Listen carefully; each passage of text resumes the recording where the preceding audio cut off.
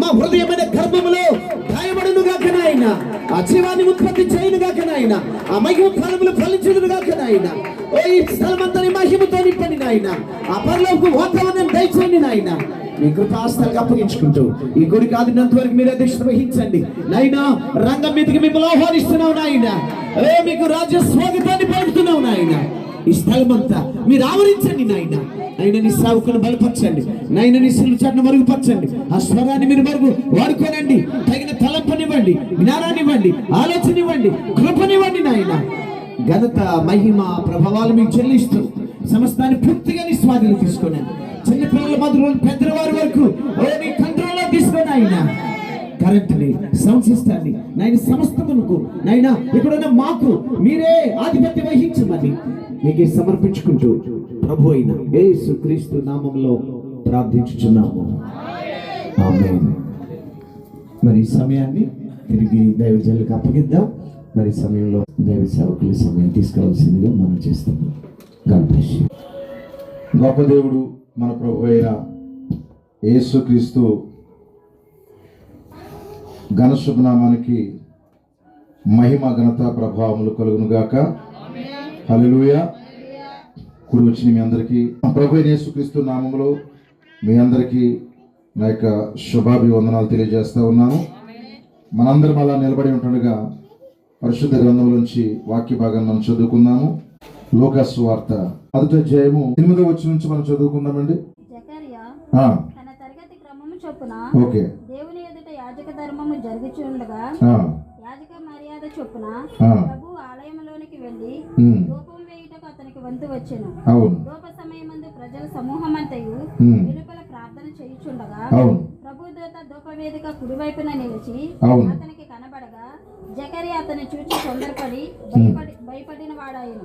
అప్పుడు ఆ దూత అతనితో జకరియా భయపడకు, నీ ప్రార్థన వినబడినది, నీ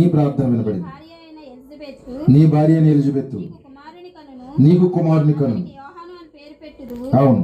అతడు ప్రభు దృష్టికి గొప్పవాడై ద్రాక్షరసమైనను మద్యమైనను త్రాగక తన తల్లి గర్భమును పుట్టినది మొదలుకొని పరిశుద్ధాత్మతో నిండుకొనిన వాడై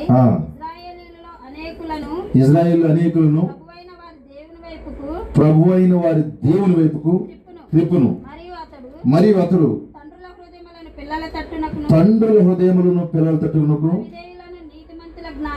అవిధేయులైన వారి నీతిమంతుల జ్ఞానమునకు అనుసరించుటకు తిప్పి ప్రభు కొరకు ఆయుత్తపడి ఉన్న ప్రజలను సిద్ధపరచుటకై ఏలియా యొక్క ఆత్మయు శక్తియు గలవాడే ఆయనకు ముందుగా వెళ్ళును గనుక నీకు సంతోషము మహా ఆనందం కలుగుతుంది. ఫస్ట్ కన్న తల్లిదండ్రులకి సంతోషము మహా ఆనందం.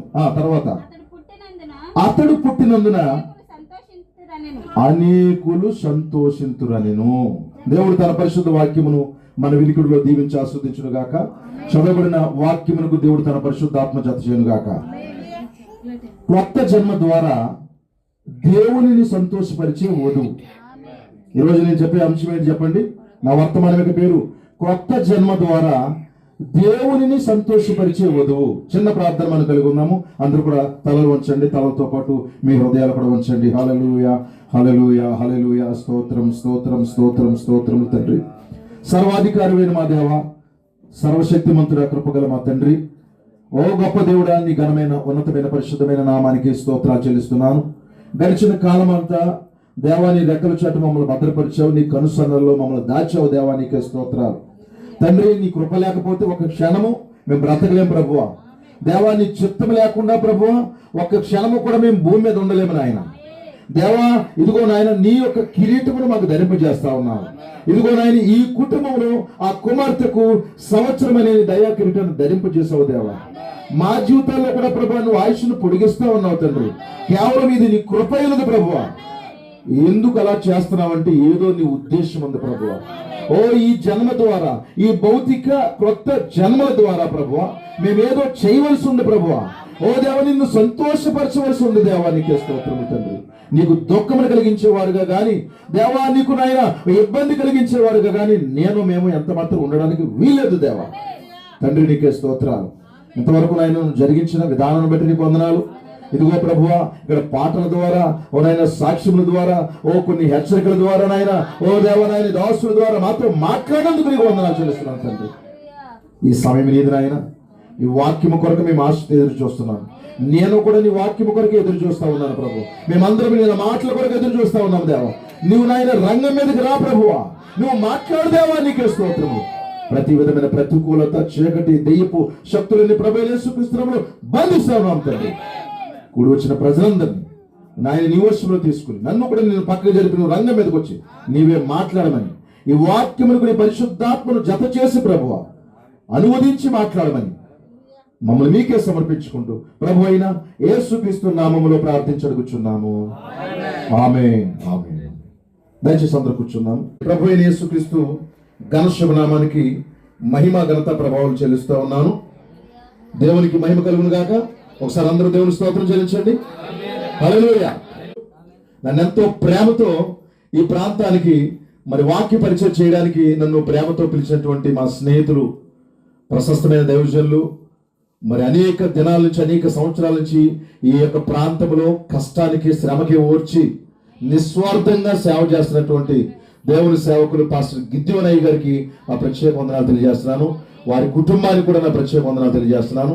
అలాగే మనల్ని ప్రేమించి మన మధ్యలో ఉన్నటువంటి దేవుని సేవకులు, సీనియర్ దైవజనులు, మరి చక్కగా కాటినేనిపాడు ఇంకా అనేక పరిసర ప్రాంతాల్లో పరిచర్య నమ్మకంగా, నిస్వార్థంగా మరి పరిచర్యను కొనసాగిస్తున్నటువంటి దేవుని సేవకులు పాస్టర్ సమూయేలయ్య గారికి మా ప్రత్యేక వందనాలు తెలియజేస్తా ఉన్నాను.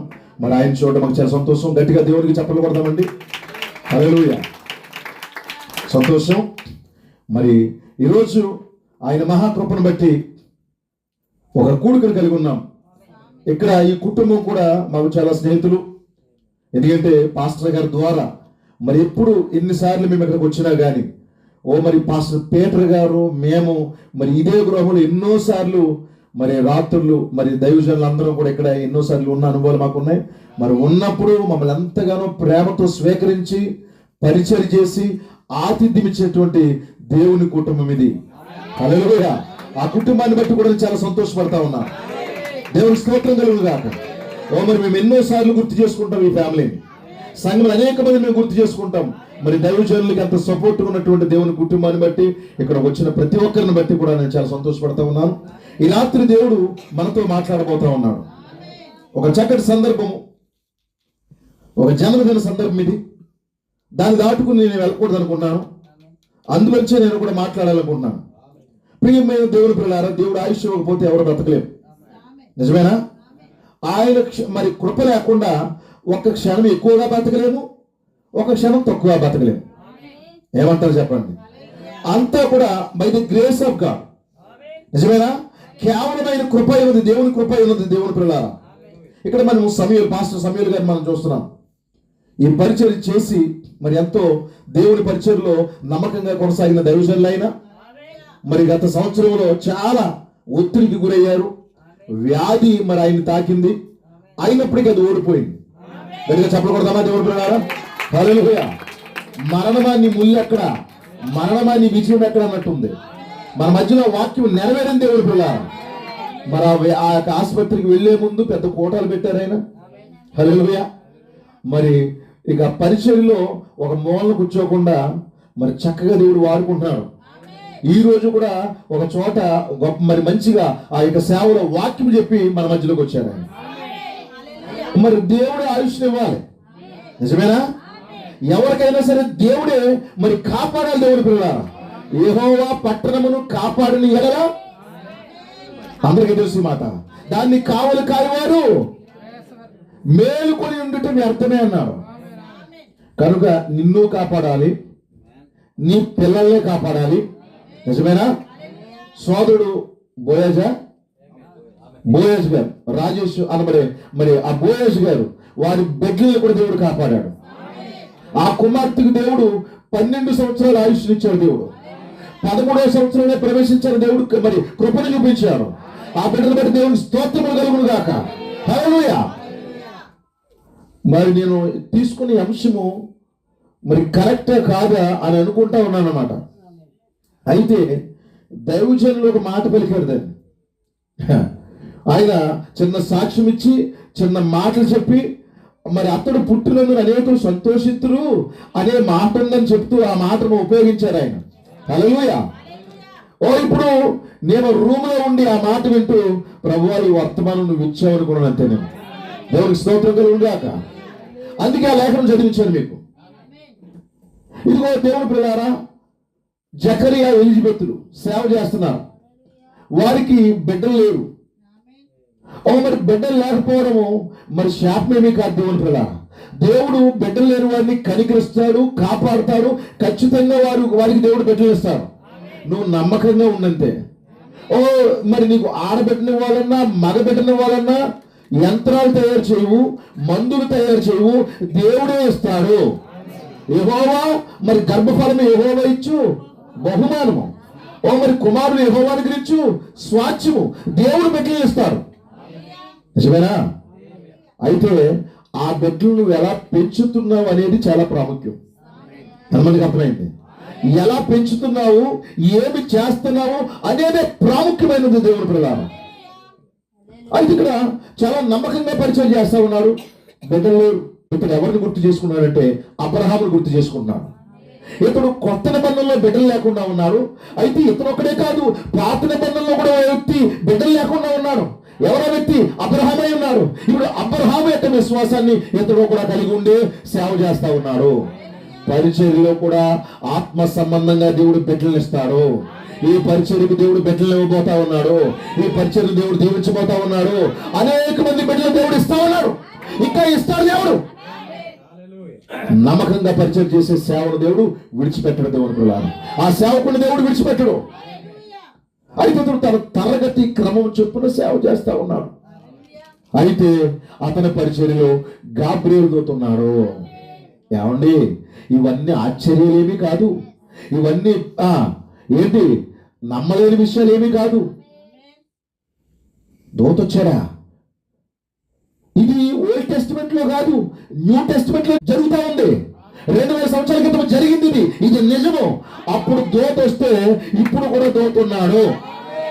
గాబ్రియేలు దూత చనిపోయాడా? మరణం ఉంది అతనికి. ఆ పరిచర్యలో గాబ్రియేలు ఉంటే ఈ పరిచర్యలో కూడా గాబ్రియేలు ఉన్నాడు. నమ్మిన వారి వల్ల సూచక్రియలు జరుగుతాయి. హల్లెలూయా. దూతలను చూడాలన్న తపన ఉండాలి. దేవుణ్ణి చూడాలనే తపన ఉండాలి. అందుకే తరగతి క్రమం చొప్పున సేవ చేస్తా ఉన్నాడు. అతడు క్రమంగా సేవ చేస్తున్నాడు. అయితే ఆ మినిస్ట్రీలో దూత ప్రత్యక్షమయ్యాడు. హల్లెలూయా. ఈ పరిచర్యలో కూడా దూతున్నాడని నేను నమ్ముతున్నాను. సమూయేలు గారి పరిచర్యలో కూడా దూతున్నాడని నేను నమ్ముతున్నాను. హల్లెలూయా. ఆ దూతనే నన్ను కూడా కాపాడుతా ఉన్నాడు. మాకు ఆస్తులు లేవండి, ఐశ్వర్యాలు లేవండి, కూడగట్టుకున్న ఏమీ లేవండి. కేవలము పలుకుబడిన మాట ఉన్నది, దేవుడిచ్చిన వాక్యం ఉంది. దాంతోనే మేము సంతోషంగా ఉన్నాం. దేవుడు కూడా వెనకాల ఉన్నవారు కూడా కొంచెం వెలిగించబడాలి. అతను సేవ చేస్తూ ఉంటుండగా సడన్ గా దూత ప్రత్యక్షమై, జకరియా నీ ప్రార్థన వినబడింది, నీ భార్య కుమారుని కనబోతుంది. హల్లెలూయా. అయితే ఆ కుమారుడు ఎలా ఉండబోతున్నాడు చెప్తాడు. హల్లెలూయా. అతను ఎలా ఉండాలో చెప్తాడు దేవుడు పిల్లరా. బిడ్డలు ఇవ్వడమే కాదు, దేవుడు ఆ బిడ్డలు ఎలా ఉంటారో కూడా చెప్తాడు. ఎందుకంటే కొంతమందికి దేవుడు ప్రత్యక్షత ద్వారా బిడ్డలను ఇస్తాడు. ఎందుకంటే వారికి ప్రత్యక్షత కలిగే బిడ్డలకు అంటారు దేవుడు పిల్లరా. ఇదిగో మోషే ఎలా వచ్చాడు భూమి మీదకి? అమ్రాము యాకోబు యొక్క ప్రత్యక్షతది. ఎందుకంటే ఆ గదికు ఎవరు కావాలంటే ఒక వాగ్దాన పుత్రుడు కావాలి. మనకి ఎక్కువ మంది మగోళ్ళు ఉన్నారనుకో, గ్రామంలో దెబ్బలాటికి వెళ్ళి ఎవరినన్నా చేయించుకొచ్చేస్తాడు. మనకు 3 4 మగోళ్ళు కావాలి. అది కాదు వారి ఉద్దేశం. మగోడు ఉన్నారనుకోండి, కట్నం ఎక్కువ తెచ్చేస్తారు. అది కూడా కాదు వారి ఉద్దేశం. ఈ ప్రజల్ని మరి కణాన్ని తీసుకెళ్ళి ఒక మొనగాడు కావాలి, ఒక నాయకుడు కావాలి. అది ప్రార్థన. హల్లెలూయా. అలాంటి వారికి దేవుడు చక్కటి బిడ్డలను ఇస్తాడు. మరి కట్నం కావాలి ప్రభువా, మగోడు కావాలి బాబు. ఇంకా ఏదో సాధించేవాడు కావాలి, ఆ విధంగా కాదు. లేకపోతే కూతురు కావాలి, కొడుకు కావాలి, దేవుడు ఎవరిస్తే వాడు చాలండి. అన్నది సంతోషం. అతని గురించి మాట్లాడతాడు. ఇప్పుడు చదువుదాం. జకర్యాని ప్రార్థన వినబడింది, నీకు కుమారుడు పుడతాడు, అతనికి యోహాను అని పేరు పెడతాం.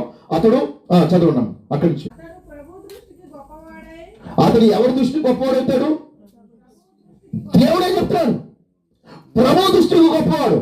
అలాంటి బిడ్డలు కావాలని ఎంతమంది ఆశపడుతున్నారు? ప్రభు దృష్టి గొప్పవాడు కావాలి.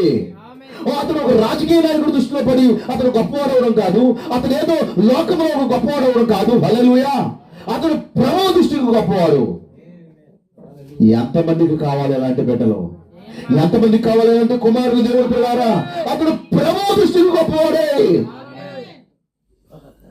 లోకములో చాలా గొప్పతనాలు ఉన్నాయి, కానీ ప్రభు దృష్టికి గొప్పవాడు కావాలి. అతడు ప్రభు దృష్టికి గొప్పవాడై అతను ఏం చేయడంట?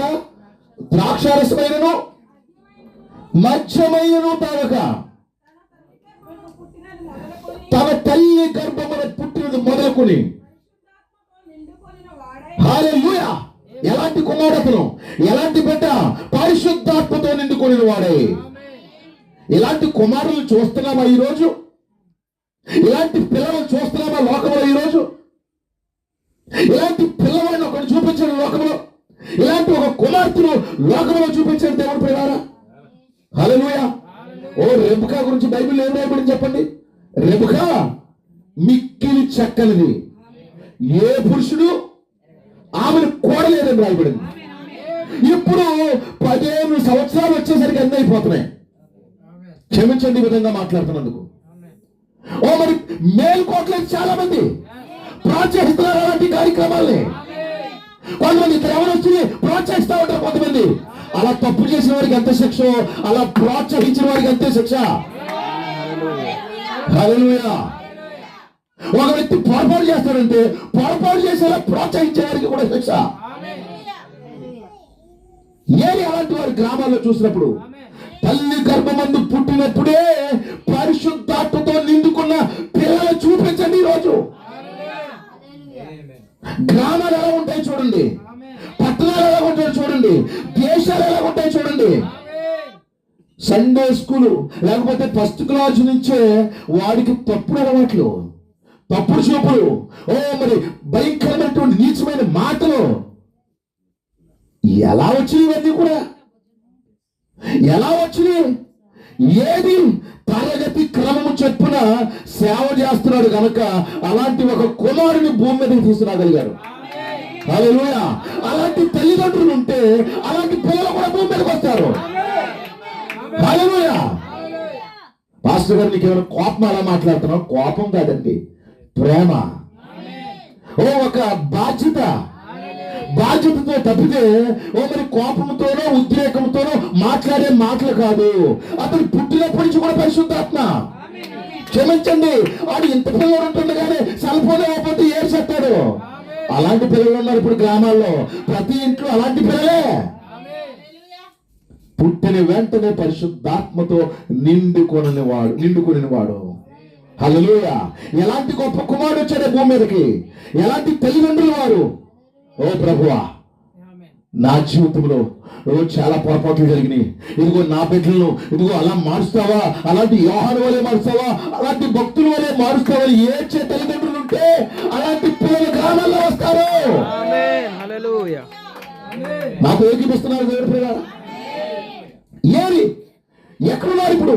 చాలా చోట్ల వెతికితేనే కానీ దొరకట్లేదు. మరి అక్కడక్కడ వేళ్ల మీద లెక్క పెట్టొచ్చండి. కొంతమంది మాత్రమే పిల్లలు ఉన్నారు. మిగతా వారందరూ ఇష్టానుసారంగా వెతుకుతూ ఉన్నారు. వారికి మరి ఆ యొక్క అమ్మాయి చూసినప్పుడు ఎలా ఉందంటే మిక్కిలి చక్కనిది, ఏ పురుషుడిని కూడలేదు, ఏ పురుషుడు ఆమెను కూడలేదు. ఎందుకంటే నడుస్తున్నప్పుడు ఊగిపోతా నడవట్లేదు. రెబెకా ఏమంటారు చెప్పండి? నన్ను చూడు, నా అందాన్ని చూడు, నేను పెద్ద మరి గొప్పదాన్ని అందగత్తినని ఫీలింగ్ అయిపోయి శుభ్రంగా మరి దిగాలేసేసుకుని దిగబోసేసుకుని లిప్స్టిక్లు రాసేసుకుని కోటింగ్లు కొట్టేసి అసలు తెర ఉంటే తెర మీద నాట్యమాడేంత ఊపి వచ్చేస్తుంటే ఆకర్షించబడపోతే ఉంటారు పిల్లలు. మరి మగపిల్లలు ఈ రోజు అలా ఎవరైనా చెప్తే ధర్నాలం, అలా గట్టిగా ఖండిస్తే మా ఇష్టం, మేము ఎలా పడితే అలా ఉంటాం.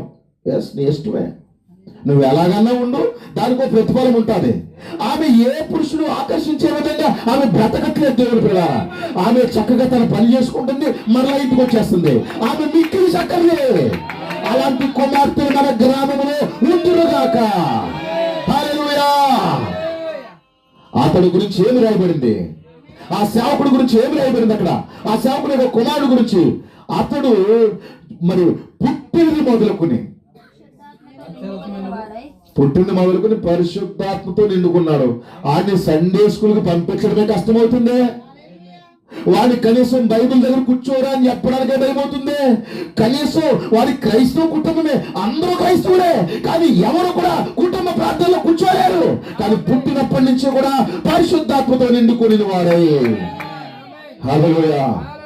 ఎలాంటి గొప్ప కుమారుడు భూమి మీదకి వచ్చాడు. ఇశ్రాయేలీయులలో అనేకులను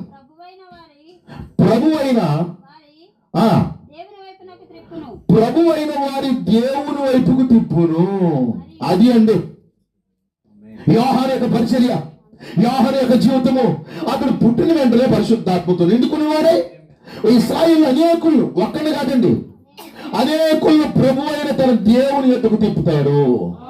అది అతని మినిస్ట్రీ. అలాంటి ఒక కుమారుడు మన గృహాల్లో కూడా ఉండునుగాక. అలాంటి ఒక కుమార్తె మన గృహాల్లో కూడా ఉండునుగాక. హల్లెలూయా. మన వాళ్ళందరూ మన పార్టీకి ఓటేసేసేలాగా అందరిని తిప్పేసే కుమారుడు. వింటున్నారా? అందరినీ మన సంఘం వైపు తిప్పేసే కుమారుడు, అందరినీ ఒక వైపు తిప్పేసే కుమారుడు. మనంతా ఇంటి పేరు ఒకటేరా, మనందరూ ఒకటేరా. అప్పుడు మనందరూ ఒక రకంగా భోజనాలు పెట్టుకుని, మరి మనకు ఎదురు ఎవడన్నా తిరిగాడు అనుకోండి, ఎలా చేద్దాం అలా చేద్దాం ప్రణాళికలు రచించి యవనస్తుడా కాదండి, క్రీస్తు వైపుకు తిప్పే ఒక కుమారుడు. హల్లెలూయా. వాక్యం వైపు తిప్పే కుమారుడు, ఆ గడియ వర్తమానం వైపు తిప్పే కుమారుడు. వాక్యము అపహసించబడుతున్న వేళ, వాక్యము అవమానించబడుతున్న వేళది. 400 సంవత్సరాలుగా ఒక ప్రవక్త కూడా లేడు. వింటున్నారా? మలాకి తర్వాత ఒక చీకటి యుగంగా ఉంది, దేవుడు ఎవరితో మాట్లాడతలేదు. అలాంటి ఒక కాలంలో 400 సంవత్సరాల ఆ గ్యాప్ లో దేవుడు పిల్లారా ఒక వ్యక్తి వచ్చాడండి. రావడంతోనే సామాన్యమైన వ్యక్తి కాదు, మండుతా ఉన్నాడు, ప్రకాశిస్తా ఉన్నాడు, వాక్యం కొరకు రోషంగా నిలబడుతున్నాడు. హల్లెలూయా. వాక్యం సామాన్యంగా మాట్లాడతలేదండి, అతను ఏదో సంస్థ వైపు తిప్పట్లేదండి, అతను ఏదో శాఖ వైపు తిప్పడండి, అతను దేవుడి వైపు తిప్పాడు. నశించిపోతున్న వారి పట్ల శ్రద్ధ కలిగిన ఒక కుమారుడు. ఈ బాధ్యత తల్లిదండ్రులకుంటే, ఈ బాధ్యత సంఘాలకు వెళ్ళే వారికి ఉంటే, ఈ బాధ్యత చొక్కా సింపేసుకుంటాము అన్నంత పౌరుషం కలిగిన వారికి ఉంటే గ్రామాలు ఎప్పుడో బాగుపడతాయండి. ఇక్కడ వాళ్ళు మంచి వాళ్ళు అనుకుంటున్నాను నేను వెళ్ళిన కొన్ని చోట్ల సరిగా ఉండట్లేదు. ఒకవేళ ఇక్కడ మీరు మంచి వాళ్ళు అయితే మీరేమీ బాధపడకండి. ఎవరు పిల్లారా, ఏమైనా సరిగా ఉండకపోతే రోషము తెచ్చుకొని మార్పు చెందండి. హల్లెలూయా. అనేకుల్ని యేసుక్రీస్తు వైపు తిప్పారంట. యేసుక్రీస్తు వైపు తిప్పేయడానికి యేసుక్రీస్తు గురించి మంచి పేరేముంది? వ్యభిచారం వల్ల పుట్టాడని ఆయన గురించి అక్కడ చెప్తున్నారు. మరి కరెక్ట్ కాదు, ఏసేపు కరెక్ట్ కాదు, అక్కడ ఉన్న ఎవరో కరెక్ట్ కాదని అందరూ అనుకుంటున్న వేళ ఇదే కరెక్ట్, ఇదే ఖచ్చితము, ఇదే నిజమైన వాక్యము అని చెప్పే ఒక మనగాడు నీ కుమారుడు. దోత వచ్చి చెప్తుంటే రోమాలు ఎక్కబడుస్తున్నాయి, గూస్ బంసే. ఇంకా ఎంతమందికి అర్థమైంది? సూపరే సూపర్ అలాంటి కుమారుడు. దేవుని స్తోత్రం కలుగుగాక. ఆ కుమారుడు ఎలాంటి తెలుసా? తాగి రోడ్ల మీద పడిపోయేవాడు కాదండి. ఎంతమందికి అర్థమైంది?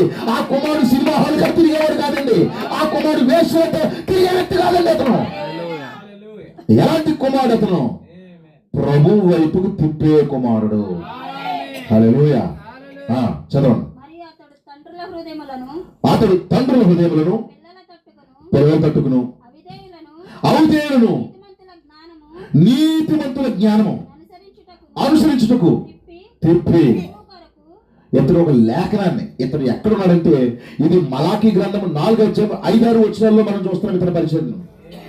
మలాకీ గ్రంథంలో రాయబడిన ఈ పరిచర్య 400 సంవత్సరాల తర్వాత శరీరధారి భూమి మీద ఉంది. ఆ పరిచర్య హల్లెలూయా. ఇదిగో ఆ పరిచయం ఇక్కడ భూమి మీద ఉండి ఇప్పుడు ఏం జరుగుతుంది ఇక్కడ? వాక్యములో అది ఎలా ఉందంటే అక్షరాల రూపంలో ఉన్నది శరీరమయ్యి జకరియా ముందు చెప్పబడతా ఉంది. అనేక వైపు తిప్పుతాడు. సరే, నెక్స్ట్ ఏంటి? ప్రభువు కొరకు ఆయుత్తపడి ఉన్న ప్రజలు అంటే ఎవరు తెలుసా? ప్రభు కొరకు ఆయుత్తపడి ఉన్న ప్రజలు అంటే మీకు ఎప్పుడైనా విన్నారో లేదో, ముందు నిర్ణయంలో ఉన్న ప్రజలు, జగత్తుకు పునాది వేయబడకునిపే ఎన్నికలో ఉన్న ప్రజలు. సంఘాలకు వెళ్ళే వాళ్ళు అందరూ కాదండి. ఎవరినైతే దేవుడు ఎన్నుకున్నారో, ఎవరి కొరకైతే ప్రాణం పెట్టారో, ఎవరి కొరకైతే రక్తం కాల్చారో ఆ ప్రజలను సిద్ధపరచుటకై ఏలియా యొక్క ఆత్మీయం శక్తియు గలవాడు ఆయనకు ముందుగా వేయును గనుక ఏం జరుగుతుందంట? ఇప్పుడు పుట్టిన కుమారుని బట్టి ఏం జరుగుతుందంట? నీకు సంతోషం, మహానందం. ముందు కుటుంబానికి, తల్లిదండ్రులకి సంతోషం, మహానందం. తర్వాత అతడు పుట్టినందున అనేకులు సంతోషింతురనెను. ఇదండి ఒక జన్మ ద్వారా సంతోషం, ఒక జన్మ ద్వారా కుటుంబానికి సంతోషం, ఒక జన్మ ద్వారా దేశానికి సంతోషం, అదే ఒక జన్మ ద్వారా దేవునికి సంతోషము. క్రొత్త జన్మ ద్వారా ఇప్పుడు దేవుని సంతోషపరిచే ఒక వధువు ఉన్నది ఇక్కడ. హల్లెలూయా. దేవుని సంతోషమా? ప్రకటన గ్రంథం చదువుతాం ఇప్పుడు 4వ అధ్యాయము 10వ వచనం. ఆ 24 పెద్దలు సింహాసనమందు ఆసీనుడై ఉండు వాని ఎదుట సాగిలబడి యుగయుగములు జీవించున్న వానికి నమస్కారం చేయొచ్చు. ప్రభువా, మా దేవా, ఎవ్రీథింగ్ అన్నమాట. సమస్తం అంటే అన్ని సృజించాడు ఆయన. ఆ సమస్తమును నువ్వు సృజించితివి, నీ చిత్తమును బట్టి అవి ఉండేను, దానిని బట్టి అవి సృష్టింపబడ్డాయి అన్నాడు. ఇంగ్లీష్ లో మీరు చదువుకుంటే దేవుని పిల్లరా, నీ ఆనందం కొరకు సృష్టించావు అన్నాడు. ప్రెజర్. ఇంగ్లీష్ లో మీరు చదువుకోండి, ప్రెజర్. నీ ఆనందం కొరకు, నీ సంతోషం కొరకు సృష్టించావు. ఇప్పుడు దేవుడు ఒక మానవుడిని సృష్టించింది ఎందుకంటే ఆయన సంతోషపెడతారని. వింటున్నారా? దేవుడు ఆది కాండంలోనే ఒక మానవుని సృష్టించారు. 6 దినములు, మరి 5 దినాలు సృష్టి చేసి 6వ దినాన మానవుని సృష్టించాడు. దేవుడు సృష్టించాడా? ఎలా సృష్టించాడు? ఆయన స్వరూపం, ఆయన పోలిక చెప్పిన మానవుని సృష్టించాడు. ఎందుకు కొరకు చెప్పండి? ఆయన ఆనందం కొరకు, ఆయన సంతోషం కొరకు. నిజమైన బెడ్లో మన ఇంట్లో మనల్ని ఏడిపెడతారనా మనం సంతోషపెడతారని చెప్పండి. ఏం మాట్లాడరు? ఒరే బాబా, ఏంట్రా ఇలా ఏపీ తినేస్తున్నావా? యావే బాబా ఇలా ఏపీ తింటున్నావు, నువ్వు నన్ను ఏదో ఉత్తరిస్తావు అనుకుంటే ఇలా తింటున్నావు ఏంటని బాధపడే తల్లిదండ్రులు లేరా? చాలా మంది ఉన్నారు. కొంతమంది పైకి చెప్పుకోరు, లోపల కృంగిపోతా ఉంటారు బెడ్లను బట్టి. ఒక మానవుడే కృంగిపోతుంటే దేవుడికి దుఃఖం రాదండి? ఇప్పుడు నీ కుమారుడు బట్టి నువ్వు కృంగిపోతుంటే మరి నిన్ను బట్టి దేవుడు దుఃఖం రాదా? నువ్వు దేవుడు కుమారుడు కదా, నువ్వు దేవుడు కుమార్తెవు కదా. నిన్ను ఎందుకు సృష్టించుకున్నాడు? నిన్ను ఎందుకు భూమి మీదకి తీసుకొచ్చాడు? ఆయన్ని సంతోషపరుస్తావని. నువ్వు దేవుని సంతోషపరిచే దేవుని కుమార్తెగా ఉంటావని, దేవుని కుమారుడుగా ఉంటావని దేవుడిని సృష్టించుకున్నారు. కానీ నీ చర్యలు ఎక్కడ చూసినా దుఃఖపడుతున్నావు ఆయన్ని, ఎక్కడ చూసినా ఏడిపిస్తున్నావు ఆయన్ని, ఎక్కడ చూసినా ఆయనకి మనశ్శాంతి లేకపోయే. ఆయన దుఃఖపడేది అన్యులు బట్టి కాదు, ఆయన దుఃఖపడేది సంఘాలకు వెళ్ళనోళ్ళు బట్టి కాదు. ఈ రోజు ఎవరైతే మేము పుట్టు క్రైస్తవులు అని చెప్పుకున్నారో వారిని బట్టే దేవుడు ఏడుస్తా ఉన్నాడు, దుఃఖపడుతూ ఉన్నాడు, దుఃఖాక్రాంతులు అవుతా ఉన్నాడు. దేవుడు పిల్లల బైబిల్లో ఆయన దుఃఖపడిన ప్రతి సందర్భము ఆయన ప్రజలను బట్టి. ఈ రోజు సిలువ వేసిన ఎవరు? ఆయన్ని అన్యులు వేస్తారు సిలువ వేరు. ఇప్పుడు ఆయన సిలువకి ఎక్కించింది ఎవరంటే ఈ రోజు బైబిల్ పట్టుకుని సంఘాలకు వెళ్తున్న క్రైస్తవులే సిలువ వేస్తున్నారు. ఏ విధంగా పాస్టర్ గారు మీరు మాకు చెప్తే అలాంటిది ఏదైనా ఉంటే మేము సరి చేసుకుంటామంటే ఖచ్చితంగా నేను కొన్ని మాటలు చెప్తాను మీకు. హల్లెలూయా. నువ్వు ఎందుకు జన్మించావంటే దేవుని సంతోషపరచడానికి. ఇదిగో నువ్వు పుట్టినందుకు అనేకులు సంతోషించాలి, నువ్వు పుట్టినందుకు నీ కన్న తల్లిదండ్రులు సంతోషించాలి. అంత మాత్రమే కాదు, నిన్ను సృష్టించిన నీ దేవుడు సంతోషించాలి. అందుకొరకే నువ్వు జన్మించావు, అందుకొరకే భూమి మీదకి వచ్చావు, అందుకొరకే క్రైస్తవుడు అయ్యావు. అందుకే దేవుడు నిన్ను ఇంకా బ్రతికించాడు, కాపాడుతున్నాడు. నీకు నచ్చినట్టుగా బ్రతుకుతామని కాదు. కనుక ఇప్పుడు మనం చూద్దాం. మొదటి దేవుని కుమారుడైనటువంటి ఆదాము, దేవుడు తన పోలిక తన స్వరూపమందు మానవుడిని సృజించినప్పుడు దేవుని పిల్లారా, అతన్ని ఎందుకు సృజించాడంటే ఆయన ఆనందం కొరకు. సృజించిన తర్వాత ఏం జరిగింది? ఆయన్ని ఏలువాడిగా పెట్టాడు, రోలర్గా పెట్టాడు. ప్రకృతి పైన దేవుని పిల్లారా అతనికి నియంత్రణ ఉంది, అధికారం ఉంది అతనికి. ఓ జంతువుల పైన, సర్వ సృష్టి పైన, ఓ భూమి మీద చిన్న దేవుడుగా ఉన్నాడు. ఆదాము ఆ జంతువులన్నిటికీ పేరు పెడుతున్నప్పుడు ఎవరు ఆనందించారు చెప్పండి? ఎవరైనా ఆనందించాడా? ఆనందించాడా లేదా? అన్నిటికీ కూడా దేవుని మనసులో ఉన్న పేర్లే పెడుతుంటే ఆనందంగా లేదా? నువ్వేమనుకుంటున్నావే మాటలు ఎప్పుడే వస్తున్నావు కుమారు, నువ్వు అనుకున్న మాటలు మాట్లాడేస్తుంటే చప్పట్లు కొడతావా కొట్టరా? ఆనందిస్తావు లేదా? మరి అన్నిటికీ పేర్లు పెడుతుంటే పరలోకం కూడా చప్పట్లు కొట్టింది, పరలోకం కూడా సంతోషించింది. Yes, he is my son, ఇతను నా కుమారుడు. అందుకే నా హృదయంలో ఏదుందో అదే చేస్తున్నాడు. దేవుని కుమారుడా, ఇదిగో నువ్వు కూడా భక్తి చేస్తున్నప్పుడు పరలోకం అలాగే సంతోషిస్తుంది, నువ్వు కూడా ప్రార్థన చేస్తున్నప్పుడు అలాగే సంతోషిస్తుంది, నువ్వు కూడా విశ్వాసంగా సంఘానికి వెళుతున్నప్పుడు అలాగే సంతోషిస్తాడు. ఎక్కడైతే తప్పిపోయావో, ఎక్కడైతే నువ్వు వంకర నడక నడుస్తున్నావో అప్పుడు దేవుడు అప్పుడు దుఃఖపడతాడు. అదే దేవుడు ఏం చెప్పాడంటే, నువ్వు తోటలు అన్ని తినొచ్చు కానీ తోట మధ్యలో ఉన్నటువంటి ఒక మంచి చెట్ల తెలివించే వృక్షం ఉంది, అది దాన్ని తినొద్దు అన్నాడు. కానీ మానవుడు ఎప్పుడు ఏం చేస్తాడు చెప్పండి? ఏదొద్దంటే అదే చేస్తాడు. అవునంటే కాదన్నట్టు, కాదంటే అవునన్నట్టు. మనిషి దేవుని చిత్తానికి, దేవుని యొక్క ఆలోచనకు వ్యతిరేకంగా వెళ్తాడు వాళ్ళకి తెలియకుండానే. ఆదాము వెళ్ళాడు. అయితే చాలా దుఃఖపడతా ఉన్నాడు దేవుడు, ఏడుస్తా ఉన్నాడు దేవుడు. అయ్యో, నా పోలిక నా స్వరూపంలో చేసుకున్న నా కుమారుడు ఇలాగైపోయాడంటే. దేవుని హృదయ బాధ ఎవరికి అర్థం అవుతుందండి ఈరోజు? ఎంతమంది అర్థం చేసుకున్నారు పిల్లారా? చాలా మందికి అసలు లెక్కలేదు. వెళ్ళిపోతున్నాను కదా సంఘానికి, ఏ ఆదివారం గుడి మానేను, నా గురించి దేవుడు ఎందుకు బాధపడతాడా? నువ్వు ఏ ఆదివారం గుడి మానో, 8:30 సీరియల్ మానో, నువ్వు పెద్ద కలుస్తున్నావు మళ్ళీ పెద్ద మాట మాట్లాడతా. నువ్వు ఏ ఆదివారం సమయానికి మానం.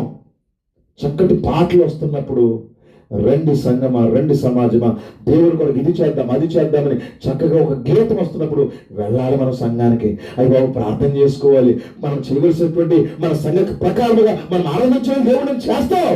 మళ్ళీ ఇంటికి వచ్చిన తర్వాత నీ బ్రతుకు మళ్ళీ కుక్కతో ఒక వంకరే. అప్పుడు దేవుడు బాధపడ్డా, అప్పుడు దేవుడు దుఃఖపడ్డా. ఎందుకు పుట్టాడు? ఆయన సంతోషపరిచాను పుట్టి. ఎందుకు ఆయన దుఃఖపరుస్తున్నాను? అతడు పుట్టినందుకు అనేకులు సంతోషిస్తారు, తండ్రి సంతోషిస్తారు. భూలోక తండ్రి అయినా మరి పరలోక తండ్రి సంతోషించొద్దా?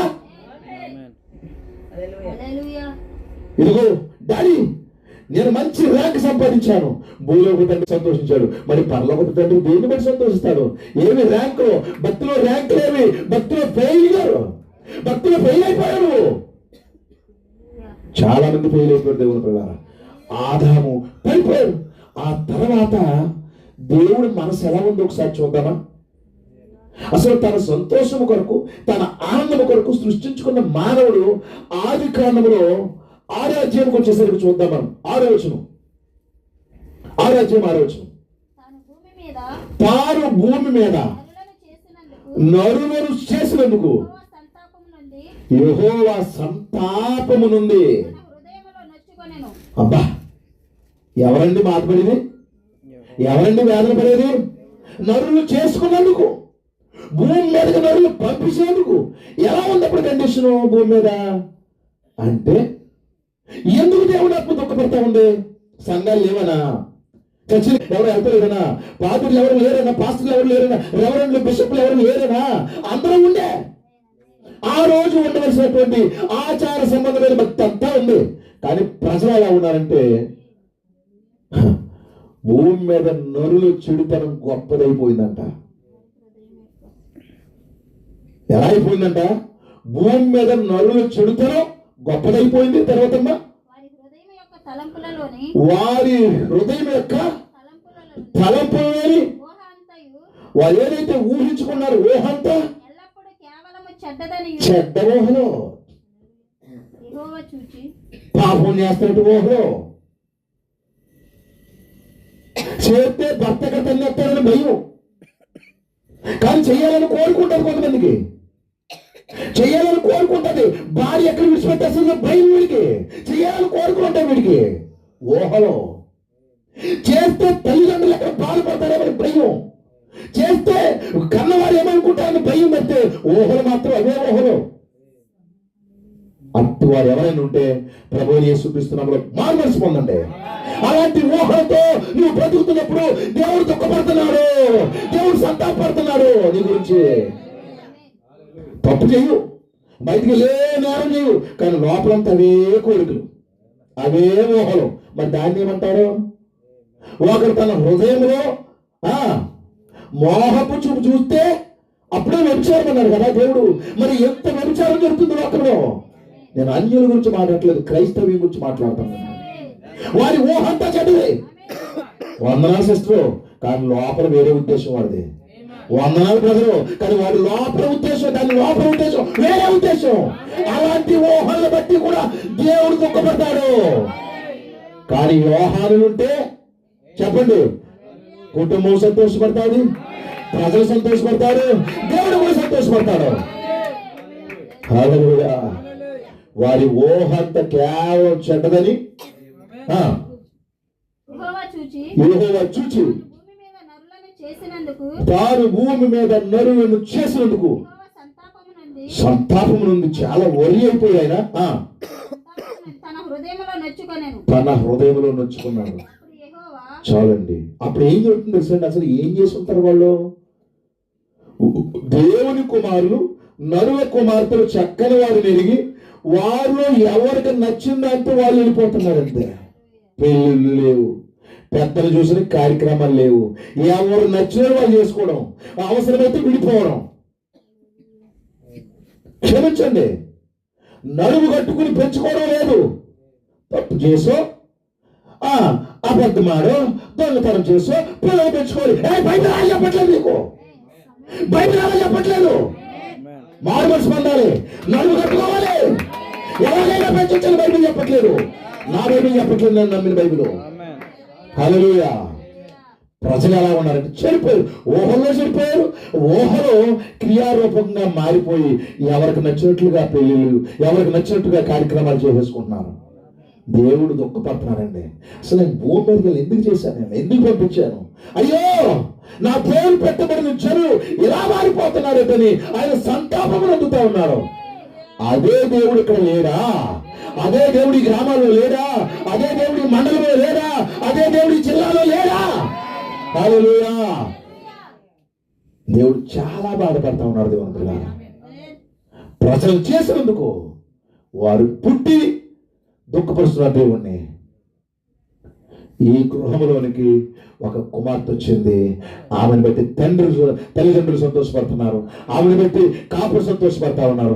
ఆమె ఒక దినాన్న దేవుణ్ణి కూడా ఇంకనూ సంతోషపరచాలని నేను నమ్ముతున్నాను. హల్లెలూయా. అమ్మా, నీ తృప్తి నీ సంతోషం కాదురా తల్లి, నువ్వు దేవుని సంతోషపరచాలి. నువ్వు ఎందుకు జన్మించావంటే దేవుని సంతోషపరచాలని జన్మించావు నువ్వు. దేవుణ్ణి మరి ఆనందపరచాలని జన్మించావు నువ్వు. ఎవరు అనుకున్నావు? నువ్వు ఏళ్ళు వచ్చినా సరే, నీ పిల్లల కన్నా సరే, నువ్వు ముది మామవైనా సరే, నువ్వు దేవుణ్ణి సంతోషపరచడానికే జన్మించావు. నువ్వు ముత్తాతమైనా సరే, నువ్వు దేవుణ్ణి సంతోషపరచడానికే జన్మించావు. కానీ ప్రజలు ఎలా ఉన్నారంటే దుఃఖపరుస్తా ఉన్నారు. కొన్ని సందర్భాలు మనం చదువుకుంటే దేవుని పిల్లలారా, కొన్ని లేఖన భాగాలు మీకు ఇస్తాను నేను. మార్కు సువార్త 3వ అధ్యాయము 5వ వచనం మనం చదువుదాం. మార్కు సువార్త 3వ అధ్యాయం 5వ వచనం.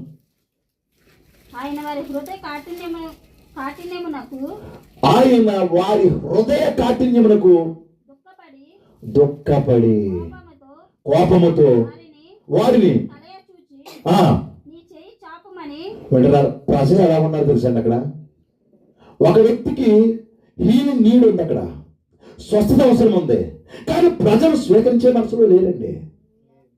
దేవుడు నిన్న నేడు నిరంతరం ఏకరీతిగా ఉంటాడంటే ప్రజలు నమ్మలేకపోతున్నారండి. ఆయన అప్పుడు చేశాడు, ఇప్పుడు చేయనుకున్నారు. దేవుడు స్వస్థపరిచాడా అమ్మ? దేవుడు స్వస్థపరిచాడా? ఈ రోజు దేవుడు స్వస్థపరిచి దేవుడు ఎక్కడ ఉన్నారు? ఎంతమంది దేవుడిని కోరుకుంటున్నారు? ఎస్, నా హృదయాన్ని స్వస్థపరచు ప్రభువా, నా ఆలోచన స్వస్థపరచు ప్రభువా, నా ఆపాదమస్తకం స్వస్థపరచు ప్రభువా. ప్రభువా, మారు మనసు లేకుండా తిరుగుతున్న నా కుమారుని స్వస్థపరచు ప్రభువా, మార్పు లేకుండా పడి ఉన్న నా కుమార్తెను స్వస్థపరచు ప్రభువా. దేవుని కోరుకో. ఆయన భౌతిక రోగాలను స్వస్థపరుస్తాడు, అంతరంగంలో ఉన్నటువంటి రోగాన్ని కూడా బాగుపరుస్తాడు ఆయన. హల్లెలూయా. సంగమా, దేవుని కుమారుడు, దేవుని కుమార్తె, హృదయ కాఠిన్యాన్ని బట్టి ఒక చోటంట ఊహను బట్టి బాధపడ్డాడంట, మరొక చోట హృదయం కఠిన పచ్చేసుకున్నాడు. ఒక సేవకుడు లేచి 10 సార్లు ఇది సత్యము, ఇది నిజము అని చెబుతున్నప్పుడు కూడా ప్రజలు స్వీకరించలేని మనసులో ఉన్నారు. దేవుని పిల్లారా, వారు ఏమనుకుంటున్నారో అదే, వారు ఏది కలుగున్నారో అదే తప్పితే వారు అసలు ఆలోచన చేయట్లేదు. వాక్యములో ఇలా ఉందా లేదని గమనించట్లేదు. దేవుని పిల్లారా, ఇదిగో దేవుడు ప్రజల యొక్క హృదయ కాఠిన్యాన్ని బట్టి దుఃఖపడతా ఉన్నారు. ఇదిగో ఈ కూటానికి వచ్చిన ఎవరైనా సరే, ఇదిగో దేవుడు మీ హృదయాలను తడతా ఉన్నారు. దేవుడు కుమారులారా, మీ హృదయాన్ని మరి స్పృశిస్తా ఉన్నారు. దేవుడు కఠినపరుచుకోద్దు. ఎవరైనా సరే హృదయ కాఠిన్యాన్ని బట్టి దుఃఖపడుతున్నారు. మరొక మాట మనం చదివితే ఆదికాండములో 26:34, ఆదికాండం 26:34. అక్కడ ఒక ఇద్దరు ఉన్నారు, ఏం చేశారు చూద్దాం. ఆదికాండం 26:34. ఏశావు 40 సంవత్సరాలు వాడైనప్పుడు అమ్మా హిత్తీయుడైన బేరు కుమార్తెగు కుమార్తెగు బాషేమతును పెళ్లి చేసుకున్నాడు. వీరు ఇస్సాకుకి రెబెకాకి మనోవేదన కలిగజేశారు. వీళ్ళ గృహంలోనికి వచ్చినందుకు ఇస్సాకుకి రెబెకాకి ఏం జరిగిందంట? మనోవేదన. చాలా మంది తల్లిదండ్రులని మనోవేదన గురి చేస్తారు. చాలా మంది అత్తమామల్ని మనోవేదన గురి చేస్తారు. దీన్ని చేసుకున్నాను కానండి బాబు, మా సొంతమే అనుకోవాలని చేసుకున్నానండి. అయ్యి బాబు, అత్తనివ్వట్లేదండి అసలు, నా కొడుక్కి నాకు మాటల్లో చేసుకున్నా కానీ గొడవలే లేరా అలాంటి ఎంతో ఆశపడి కూతురు రంగు తెల్లగా ఉందని, కోళ్ళు ఎరుపుగా ఉంటే కోళ్ళమంతా ఎరుపుగా ఉంటుందని చేసుకున్నా పాప అనకే కొంపని పెట్టింది. ఇది ఏసే లేరా?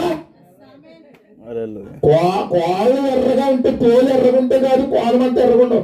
కోడలు పరిశుద్ధంగా ఉంటే బాగుంటది, కోడలు పవిత్రాలు అయితే బాగుంటది, కోడలు ప్రార్థనాపరాలు అయితే నీ కుటుంబం బాగుపడుతుంది. హల్లెలూయా. దేవునికి స్తోత్రం కలుగును గాక. ఎర్రగా ఉంటే ఏంటి, నల్లగా ఉంటే ఏంటి, ఎరుపైన నలుపైన దేవుడి పిల్లారా మన హృదయాన్ని బట్టి ఉంది. ఎంతో మంది అత్తలో పిల్లుండదు వారికి, సొంతమే అనుకోలే. ఇంకా చెప్పనా, మానవరాలే. ఎవరాడు? ఒకళ్ళు అలాంటి లేకుండా క్షమించండి, అందరూ అలా ఉంటారు నా ఉద్దేశం కాదండి. సొంత మానవరాలే. కూతురు ఎవరు చేసింది? కొడుకు చేసుకుంది. సొంత మనవాళ్ళకి ఏం చేస్తుందంటే నాకు చొక్క నీరు కూడా ఇవ్వడం. నేను ఎందుకు తప్పు? పరిశుద్ధాత్మ పొందుకున్నా లేదా? మరి ఆవిడ పరిశుద్ధురాలే లేదా? ఆవిడ మార్మల్స్ పొందిందా లేదా? అవన్నీ ఏమి లేవు. 10,000 రూపాయలు శాలరీ చెప్పండి చాలు, మా కుటుంబం బాగుపడిపోతాయి. ఎంత చదువుకుందో తెలిసే మాకు వాళ్ళు. ఎంత చదివిందమ్మా? బిఏ చదివింది. చిన్నప్పుడు అనేవారు, అంటే బిఏ చదివంటే బియ్యం కొండలోకి వెళ్ళేవారంట. చిన్నప్పుడు అలా అనుకునేవారు. కనుక బిఏ చదివిందా, బీటెక్ చదివిందా, తెక్కెక్కువ ఉందా, అది కాదు అక్కడ కావాల్సింది. పరిశుద్ధాత్మ పొందుకుందా లేదా? హల్లెలూయా. వాళ్ళు కొంపలు ఎప్పుడైతే తీసుకొచ్చారో ఇస్సాకు రెబెకాకి మనోవేదన అంట పాపం. వారు ఆ గృహానికి వచ్చినందున సంతోషం పోయే. ప్రార్థన పోయే, ఆనందం పోయే, అత్తగారికి ఆరోగ్యం పోయే, మా అన్నగారు ముందే తప్పగట్టే. టయానికి మందులు ఎత్తారు మనవరాలు అనుకుంటే మందులు ఇవ్వలే, భోజనం పెట్టలే, ఇంకా మరి రకరకాల డైలాగులతో వాళ్ళు వేధించేసరికి ఇంకా బతకడం వేస్ట్ అనుకుని చావును కోరుకుని అనేక మంది వృద్ధులు గ్రామాల్లో ఉంటున్నారు. కానీ యోహాను ఎప్పుడైతే గ్రామంలోకి వచ్చాడో, యోహాను ఎప్పుడైతే ఇంట్లోకి వచ్చాడో, ఆ గ్రామానికి సంతోషం, ఆ గ్రామానికి ఆనందం. ప్రభువు యేసుక్రీస్తు భూమి మీదకి ఎప్పుడైతే వచ్చాడో గలిలయలో ఉన్న ప్రజలంటే గొప్ప వెలుగును చూశారని రాబడింది అక్కడ. హల్లెలూయా. ఇదిగో నిన్ను బట్టి దేవుడు కూడా అలాగే సంతోషించాలి. నా కుమార్తె చూడు, నా కుమారుడు చూడు, ఎంత పవిత్రంగా బతుకుతున్నారు, ఎంత మంచివారు వీళ్ళు, ఎంత వాక్యాలు నెరవేరుస్తున్నారు అన్నట్టుగా నీ జీవితం ఉంటుంది కాక ఈ రాత్రి. హల్లెలూయా. క్రీస్తు దేవుని పిల్లారా, ఒక మాట మనం చదువుకుందాం చూడండి. మొదటి రాజుల గ్రంథం 10వ అధ్యాయం 9వ వచనం. మొదటి రాజుల గ్రంథం 10వ అధ్యాయం 9వ వచనం.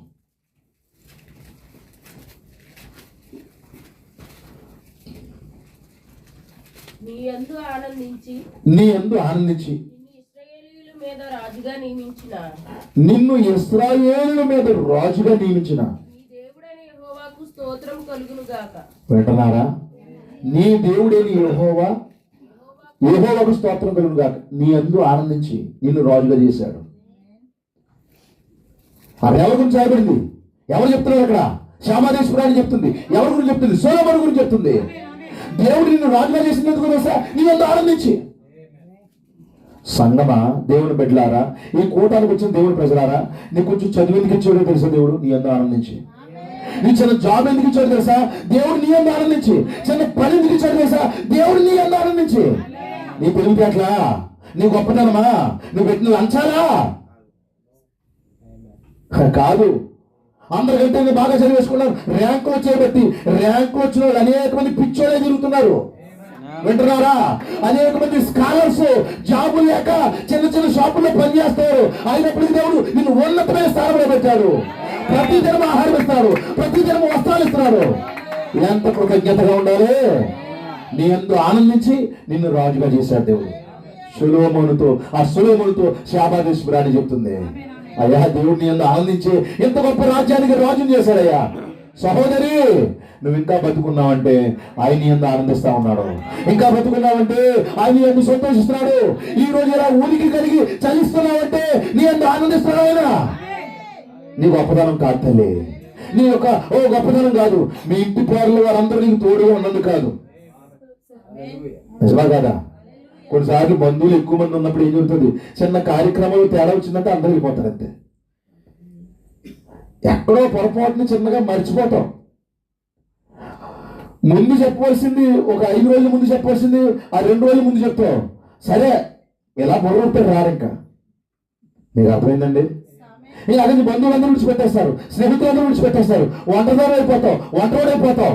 కానీ దేవుడు నీ యందు ఆనందిస్తే పరలోకమంతా నీ వెనకాల ఉంటారు. నిన్ను రాజుగా చేస్తారు, నిన్ను రాణిగా చేస్తారు, నిన్ను ఆశీర్వదిస్తారు దేవుడు. ఇప్పుడు దేవుడు నీ యందు ఆనందించాలి. నిన్ను బట్టి పరలోకం సంతోషించాలి. నిన్ను బట్టి మరి ఆ యొక్క 6వ పరిమాణం, మరి 7వ పరిమాణం, మరి పరిశుద్ధులు పరలోకమంతా సంతోషించాలి. అయితే చాలా డిఫరెంట్గా కొన్ని జీవితాలు ఉన్నాయి. అవి నేను చెప్తాను. 1-2 జీవితాలు చెప్పేసి నేను ముగించేస్తాను. చూడండి, మరి మొదటి సమయాల గ్రంథం 15వ అధ్యాయం 22వ వచనం చదువుతాం. అందుకు సమూయేలు తాను సెలవిచ్చిన ఆజ్ఞను ఒకడు గైకొనుట వలన యెహోవా సంతోషించినట్లు ఒకడు దహన బలులను అర్పించటం వలన ఆయన సంతోషపడతాడా? ఆలోచించు. బలు అర్పించడం అంటే ఆజ్ఞ అన్నాడు. ఆజ్ఞ అంటే వాక్యం. నిజమేనా? బలు అర్పించేయడం కాదు, నీకు నచ్చింది తోచింది చేసుకుని వెళ్ళిపోవడం కాదు. దేవుడికి ఒక ఆజ్ఞ ఉంటుంది, అది నెరవేర్చాలి. అప్పుడు దేవుడు సంతోషపడతాడు. హల్లెలూయా. ఇప్పుడు దాకా మనం దేవుడు సంతోషిస్తే ఇలా చేస్తాడు, దేవుడు సంతోషిస్తే అలా చేస్తాడు అనుకున్నాం. ఆయన ఎప్పుడు సంతోషిస్తాడు?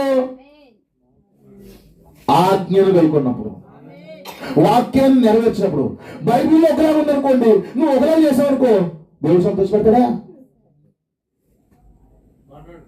సంతోషపడ్డా? ఇప్పుడు బైబిల్లో ఒక బాప్తిస్మం ఉందనుకుందాం, ఆయన అలా చెప్పాడు. అలా చెప్పినప్పుడు దానికి భిన్నమైన బాప్తిస్మం పొందాడు, దేవుడు సంతోషపడతాడా? సంతోషపడ్డాం. బైబిల్లో ఒకే ఒక బాప్తిస్మం ఉంది, అపోస్తుల కార్యము 2:30లో ఒక బాప్తిస్మం ఉంది, దాన్ని బట్టి దేవుడు సంతోషపడతాడు. హల్లెలూయా. అది కాకుండా వేరేగా తీసుకున్నట్టుగా ఇచ్చుకున్నట్టుగా ఉంటే నాకు చెప్పండి దేవుడు పిల్లారా. ఇక్కడ సౌలు ఏం చేస్తాడంటే, సొలొమోను రాజుగా చేశాడు దేవుడు, సౌలుని కూడా రాజుగా చేశాడు. అయితే సౌలు ఏం చేస్తాడంటే దేవుడు పిల్లారా, దేవుని మందిరాన్ని కూలుస్తున్నాడు. ఒక విధంగా ఆత్మ సంబంధంగా అతను మందిరాన్ని కడుతున్నాడు. ఇతను ఎలా కూలుస్తున్నాడంటే, 2 సంవత్సరాలు అతడు దేవుని ఆత్మతో ఏడాడు. ఇంచుమించుగా 40 సంవత్సరాలు అతను రాజుగా ఉన్నాడు. 2 సంవత్సరాలు దేవుడు అతనితో ఉన్నాడు. మిగతాదంతా దేవుడు లేకుండానే పరిపాలించాడు. ఇతను ఏమనుకున్నాడంటే, బలు అర్పితే సంఘంలో అయ్యగారి కుర్చీ నేనే కొంటే అప్పుడు పరలోకి వెళ్తానేమని ఆలోచన ఉంది అమ్మగారికి. అమ్మ మంచిదే, అయ్యగారు కుర్చీ కొను, కుర్చీ కొన్నంత మాత్రంగా నీకు పరలోకంలో కుర్చీ వేస్తానని అనుకోకు. నీ బతుకు తిరంగా లేకపోతే నీ కుర్చీ అక్కడ లేసిపోతుంది, జాగ్రత్త. ఏమంటారు చెప్పండి. ఇతను అనుకున్నాడు, గుళ్ళో కట్టుకున్నాను అనుకోండి, అది టింగో అన్నప్పుడల్లా నేను దీవించబడతాను అనుకున్నాను. నిజమే అయి ఉండొచ్చు. అయితే మరి నీ జీవిత కంటేమో తేడా కొడుతుంది. గుళ్ళో కంటే బాగానే కొడుతుంది, నీ జీవిత కంటే తేడా కొడుతుంది. సీరియల్ కూడా కొడుతుంది ఏంటి, సినిమాలు కూడా కొడుతుంది ఏంటి, బూతులు కూడా కొడుతున్నావు గంట. హల్లెలూయా. నువ్వు కొన్న గంట బాగానే ఊగుతుంది, నీ లోపల ఉన్న 4 గంట మాత్రం తేడాగా కొడుతుంది. కత్తిరిస్తాడు జాగ్రత్త 4. హల్లెలూయా. ప్రజలు ఏమనుకున్నారంటే, ఈ రోజును కొన్ని భోజనాలు పట్టించేస్తే, ఈ రోజున ఏదో చేస్తే, దేవుడు చెప్పమన్నది దేవుడు చెప్పింది చేయకుండా ఏంటిది? ఆయన ప్రభురాత్రి భోజనం రాత్రి తీసుకున్నారండి బైబిల్లో, ఆయన ఇచ్చాడు, అపోస్తులు తీసుకున్నారండి. నువ్వు పగలు చేస్తావు అంటే పగిలిపోతావు, నీ ఇష్టం. బైబిల్ అలా చెప్తుంది. అది ప్రభు రాత్రి భోజనం అని రాయబడింది అందులో. హల్లెలూయా. నేను పగలు తీసుకుంటానంటే దేవుడు దుఃఖపడతాడు కాదు, నేను ఎలాగ తీసుకుంటాను, నీ ఇష్టం. కానీ బైబిల్ ప్రభు రాత్రి భోజనం అని చెప్పింది. నరుని ఆత్మ యెహోవా పెట్టిన దీపం, అంతేనా? ఇప్పుడు సంఘం ఏం వెలిగించాలి? నీ ఆత్మ వెలిగించాలి, అంతేనా? నేను కొవ్వొత్తి వెలిగిస్తాను, నీ ఆత్మ ఆరిపోతుంది. మరి ఇప్పుడు నువ్వు బైబిల్లో ఒకటి రాయబడి ఉంటే నువ్వు ఇంకోటి చేస్తానంటే అది నీ ఇష్టం అమ్మా, నిన్నెవరు ఏమంటలేదు. ఇప్పుడు హల్లెలూయా. నేను కొవ్వొత్తి వెలిగిస్తాను,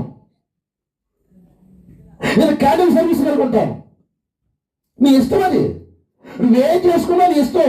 కానీ నరుని ఆత్మ యెహోవా పెట్టిన దీపం, అది చల్లారిపోయింది. దానికి ఉపవాసం లేదు, దానికి ప్రార్థన లేదు, దానికి కన్నీరు లేదు. అది సంఘానికి వెళ్తాం. వెంటరారా ఏదైనా లోకస్తురాల్లో బతుకుతుంది, లోకస్తులుగా బతుకుతాడు. మరి ఇంకెక్కడ మీ ఏరియాలో ఎలా ఉంటారు నాకు తెలియదు, కానీ ఒకవేళ మంచి వాళ్ళు ఉండొచ్చు. మా ఏరియాలో అక్కడ అలాగా ఆ ఫోటో కనపడగానే ఇలా సంపలు వేసుకుని అప్పుడు సొట్ట వెలిగించుకుంటారు. అబ్బబ్బబ్బబ్బా. నువ్వు నరకానికి వెళ్ళేటప్పుడు ఎక్కడ తెచ్చుకోక్కర్లేదు, అది ఆ ఎరువు తెచ్చుకుని వెలిగించక్కర్లేదు. ఆ యొక్క చొట్టని కాల్చేస్తుంది అబ్బాయి, చంపలేసుకుని కాల్చాలంటే ఇంకా పరిశుద్ధంగా కాల్తున్నావు అనమాట నువ్వు. నేను సీజన్లో మందు మానేస్తానండి, తాగం. నేను ఆ 40 రోజులు మందు మానేస్తాను. ఎక్కడ రాయబడింది 40 రోజులు మానేసి 41వ రోజు తాగేమని ఎవరు చెప్పాడు? ఏ యేసు చెప్పాడు? ఏ మరియమ్మ తల్లి చెప్పింది? దేవుని స్తోత్రం కలుగుగాక. బైబిల్ ఎక్కడ రాయబడింది అలాగా? ఈ సీజన్లో పువ్వులు పెట్టుకో, ఆ సీజన్లో తీసే. బైబిల్ సీజన్లు బట్టి చెప్పట్లేదండి. ఈ సౌలు ఏం చెప్పాడంటే, బలర్పించేది దేవుడికి చెప్తాడేమో. ఇదిగో నేను తప్పు చేశానే, బలర్పించేస్తాను. సౌలు ఏమేమి తెలుసా? అంగీకరించమల్లా త్రోసివేయబడ్డాడు. అయ్యయ్యో సౌలా, నేను ఆ సౌలు గురించి మాట్లాడుతున్నా, ఆయన అయిపోయింది, ఆయన గురించి దేవుళ్ళు ఎక్కడ రావు. ఇక్కడ కొంతమంది కొన్ని గ్రామాల్లో కొన్ని సంఘాల్లో సౌలు ఉంటారు. ఆ టయానికి ఒక 100 రూపాయలు చదివించేసామంటే నా పని అయిపోతుంది. ఇంకా నువ్వు 100 రూపాయలకే దేవుడు నీకు పరలోకం ఇచ్చేసాడు అనుకోండి. అనిల్ అంబానీలు ఏమండి, మరి కోటీశ్వరులు ఉన్నారు, కోటాను కోటీశ్వరులు ఉన్నారు, మరి చాలా మరి ఆస్తిపరులు ఉన్నారు. వీళ్ళందరూ కలిసి ఆ భగవంతుడికి అన్ని తప్పులు చేసి ఏదో నడిపించేస్తే పోతుంది పాపం. సౌలుతో సమీర్ అన్నారు, ఒకడు ఆజ్ఞ నెరవేర్చుటను బట్టి దేవుడు సంతోషపడతాడు కానీ బలు అర్పించడం బట్టి దేవుడు సంతోషపడరాడు. ఆయన రాపోసులు కానీ 2:38 వచ్చి ఆ నిజమైన ప్రభువైన యేసుక్రీస్తునామమున బాప్తిసం పొందు, ఆ మేడల గర్భాలు పొందుకో, అప్పుడు పరలోకం వెళ్తావు. హల్లెలూయా. అంతేగాని నీకు తోచిన భక్తి, నీకు నేర్పించబడిన భక్తి, తరతరాలుగా యుగాలుగా నేర్పించబడిన భక్తి కాదు. బైబిల్ భక్తి చేయమని నేను ప్రేమతో ఆహ్వానిస్తున్నాను. నా సొంత విధానం నేను చెప్పట్లేదు, నేను బైబిల్ విధానాలు చెప్తా ఉన్నాను. దేవుడు చదువమ్మా, ఇంకా కంటిన్యూ చేయి. 22వ వచనం చదవవా? 11వ వచనం చదవమ్మా. సౌలు నన్ను అనుసరింపక వెలుగు తీసి నా ఆజ్ఞలను గైకొనకపోయెను గనుక అతనిని రాజుగా నిర్ణయించినందుకు అబ్బా పశ్చాత్తాపడతాడని దేవుడు. ఏమిటి జీవితం? దేవుడే నిన్ను రాజుగా పెట్టినందుకు. నన్ను ఎప్పుడు రాజుగా పెట్టాడు? నువ్వు పేతురుపత్రిక చదవలేదేమో. మనం రాజులైనా యాజక సమూహం. ఇప్పుడు భూమి మీద ఉన్నటువంటి పరిశుద్ధమైన రాజు కాబట్టి మనమే. మరి రాజును బూజు పట్టిన భక్తి చేస్తే దేవుడు బాధపడ్డా? ఆచార భక్తి, సేదనాల భక్తి ఎప్పుడు వెళ్తుంది గుడికి? మొహం ఈ మొహం గుడిలో ఎప్పుడు కలిసి కిస్మిస్గా మళ్ళీ ఎప్పుడు వెళ్ళడం. కొంతమంది ఈస్టర్ మాత్రమే వెళ్తారు. బాబయ్య ఎక్కడుందో అలా ఈస్టర్గా మాత్రమే, క్రిస్మస్ మాత్రమే, కొన్ని సందర్భాల్లో మాత్రమే సంఘానికి వెళ్ళు. ఆ పలారం తెచ్చుకుని తినేస్తే పవిత్రం అయిపోతాను ఎక్కడ చెప్పాడు నీకు? మా ఆలోచన వచ్చేస్తుంది. ఎప్పుడు అనుకున్నారు? చిన్న కడుపు నొప్పి వచ్చింది అనుకోండి, అయ్యి బాబోయ్ నేను మారిపోతాను బాబోయ్, అయ్యగారి పేరు ఉండే ప్రార్థన చేయించాడు బాబోయ్, కడుపు నొప్పి వచ్చేస్తుంది. కడుపు నొప్పికి బాప్తీసం. నిజమేనా? క్రిస్మస్కి బాప్తీసం, ఈస్టర్కి బాప్తీసం, ఆ బసం బుధవారానికి బాప్తీసం, ఈస్టర్ ఇంకా మట్లాది వారానికి బాప్తీసం. ఇంకా చెప్పరా? మేము బాప్తీసం పొందడానికి అవకాశం లేదు. అయ్యి బాబు చచ్చిపోడు బాబు, ప్రతికి బాప్తీసం. ఇచ్చినోడు నరకానికి వెళ్ళిపోతాడు, తీసుకున్నవాడు నరకానికి వెళ్తాడు. ప్రతి బాప్తీసాలు బైబిల్లో లేవు, కడుపు నొప్పి బాప్తీసాలు బైబిల్లో లేవు, పెళ్లి బాప్తీసాలు బైబిల్లో లేవు. మారు మనసు పొంది బాప్తీసం పొందాలి, పశ్చాత్తాపడి బాప్తీసం పొందాలి.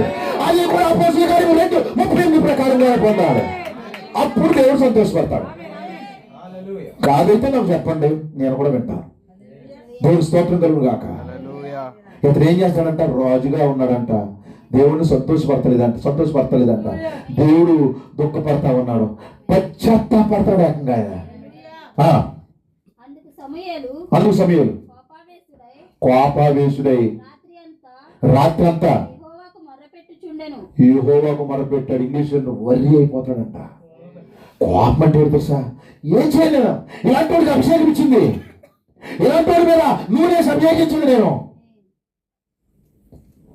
ప్రవక్త బాధపడుతున్నాడు, ప్రజలు బాధపడుతున్నారు, దేవుడు బాధపడుతున్నాడు, కన్న కొడుకు బాధపడుతున్నాడు. ఎవరు? యోనాతాను. ఆ దేశానికి కాబోయే యువరాజు బాధపడుతున్నాడు. ఎవరు? దావీదు. రాజును బాధపరుస్తున్నాడు, ఓ ప్రవక్తను బాధపరుస్తున్నాడు, బిడ్డలను బాధపరుస్తున్నాడు, పరలోకము దేవుడిని బాధపరుస్తున్నాడు, దుఃఖపరుస్తున్నాడు. కానీ జన్మించింది ఎందుకు? దేవుడిని సంతోషపరచడానికి. సంగమా ఈరోజు మీరు ఎందుకు జన్మించారు? మీరు బయలుపాటు వస్తా ఉందా? మీరు ఎందుకు భూమి మీదకి వచ్చారు? దేవుడు ఎందుకు పంపించాడు? ఓ నీకు బయలుపాటు వస్తుందా? నేను చెబుతున్నా, ఈ రాత్రి నీ అందాన్ని బట్టి మిడిసిపడుతున్నావా? నీ ఆస్తిని బట్టి మిడిసిపడుతున్నావా?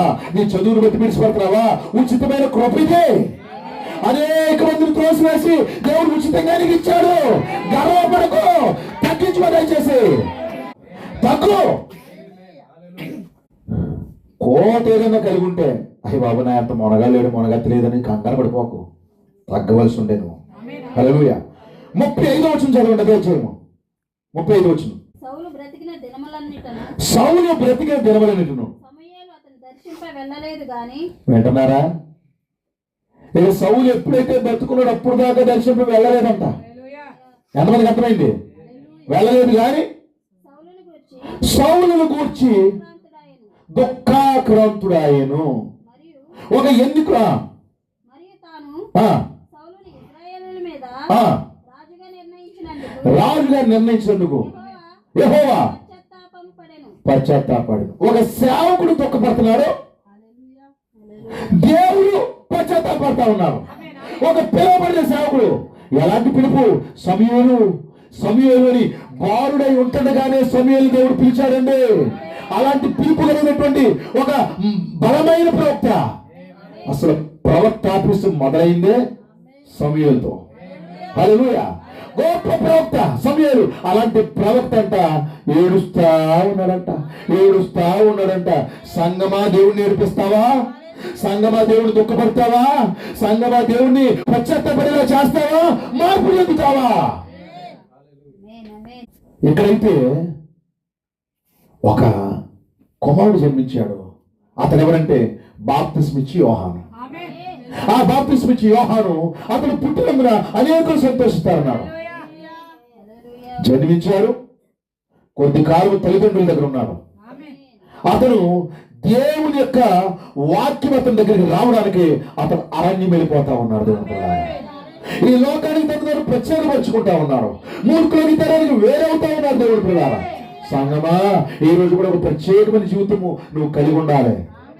అన్నిటితో కలిసిపోతాను పాస్టర్ గారు. నేను సంఘానికి వెళ్తానా? అన్ని ఆచారాలు చేసేస్తాను, మంచి చెడ్డలు చూసేస్తాను. నేను ఎవరైనా ఎదురొస్తుంటే ఆగిపోతాను అక్కడ. నీ మొఖం చూసి ఎంతమంది పడిపోయారు బండి మంచి నేను వెళ్ళమనేది. కానీ ఎవరైనా ఎదురొచ్చాను కొన్ని మనం భర్తలు ఏంటి ఎదురొచ్చేస్తుందండి. ఆడాలి భర్త చచ్చిపోయింది అలా వచ్చేస్తుంది దేవుడు. చిన్నపిల్లలతో బండి మీద వెళ్తుంటే ఇలాంటి ఫీలింగ్లు ఉండి వాళ్ళు కూడా చర్చిలకి వెళ్తారు. మీకు అర్థమైందండి? పిల్లలు ఏడుతుంటే ఊరికి ధైర్యం ఇచ్చేసి ఏళ్ళకి ఇస్తుంది బండిని. పొయ్యిలోనేమో ఏంటవి ఎండు మెరుగలు కాల్చేసి ఉప్పుగోళ్ళు వేసేసి టపా పేరిపోతుంటే సైతానేడు అయిపోతున్నట్టు ఆడు ఉప్పుగోళ్ళు చేస్తున్నప్పుడు నేను ఎప్పుడు అన్నాడు. తెలుసా నీకు? నువ్వు డైలీ చెప్తున్నప్పుడు నీతో పాటు చెయ్యట్టుకున్నాడు నీ సైని. ఇలాంటి ఆశ్చర్యం చేస్తావు. జ్వరం తగ్గలేదు అనుకోండి, ఒక వారం ప్రార్థన చేయించుకుంటావు. నెక్స్ట్ రోజు నువ్వు వెళ్ళి కాడికి వెళ్ళిపోతావు. నీకు తెలిసి ఎక్కడికి వెళ్ళాలో నీకు అయ్యి తెలుసు, ఇవి తెలుసు. నీకు బైబిల్ తెలుసు, ఆ తాయితులు లేకపోతే మంత్రాలు అన్నీ తెలుసు నీకు. నువ్వెందుకు బైబిల్ పెట్టుకుని వెళ్తావో నాకు అర్థం కాదు. నువ్వు ఉంటే దేవునితో ఉండు, లేకపోతే లోకంతో ఉండు. నువ్వు అది కావాలి ఇది కావాలి. నీకు దేవుడు సంతోషపడేలాంటి జీవితాన్ని బట్టి. హల్లెలూయా. ఏది క్రైస్తవుల ఒరిజినాలిటీ, అది దేవుడు సంతోషపడే బట్టేది. వెళ్ళిపోతున్నాం, సంఘానికి వెళ్ళిపోతున్నాం. బాప్తిసం పొందేసాడు, ఎప్పుడో పొందేసాడు. పెళ్లికి ఇచ్చేసాడు మాకు. ఆ రోజే వస్తున్నాడు గుడికి, ఆ రోజే పెళ్ళి ఉంటాడు. ఆ తర్వాత ఎప్పుడు గుడికి రాడు భార్యతోని. అలాంటి వాళ్ళు కూడా బాప్తిసం ఇచ్చేస్తా ఉంటారు ప్రజలు. ఒకరి సేవకుడు దేవుడు పిల్లలు. ఏది మార్పేది? కానీ బాప్తిసం ఇచ్చి యోహాను ప్రత్యేకపరుచుకున్నాడు. అరణ్యంలో వెళ్ళిపోయాడు. అరణ్యంలో మృగాలే బాగా ఉన్నాయండి. అరణ్యంలో యోహాను మృగాలు చూస్తాడండి, గ్రామంలో మనుషులు చూస్తాడండి. ఈ మృగాలు నీతి కలిగి బతుకుతున్నాయి, కానీ మానవ మృగాలు మాత్రం నీతి తప్పు బతుకుతున్నాయి. అడవిలో ఒక పౌరుని చూశాడంటే అండి.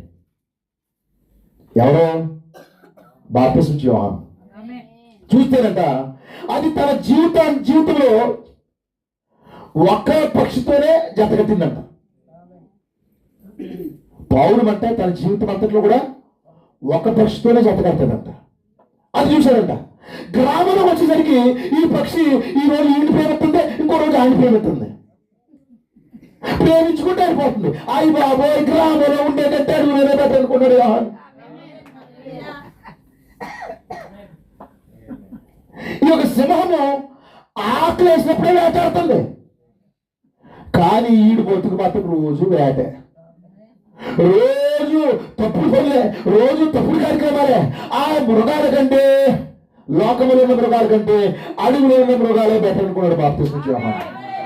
అంటున్నారా? ఈరోజు జంతువులే మారిపోయారు ప్రజలు. గ్రామాల్లోకి గంజాయిలు వచ్చేసి, గ్రామాల్లోకి మాదక ద్రవ్యాలు వచ్చేసి, పిచ్చి ముదిరిపోయింది ప్రజలకి. అయ్యో ఇలా చెప్తుంటే ఎవడరా అలా చెప్తున్నాడా? మా సంఘాలు అలాగేంటి? మా సంఘంలో చెప్తున్నారా తెలుసా? యెహోవా ఇల్లు కట్టించేయడలా దాన్ని కట్టువారి ప్రయాసం చేస్తామన్నారు. మరి ఏంటి?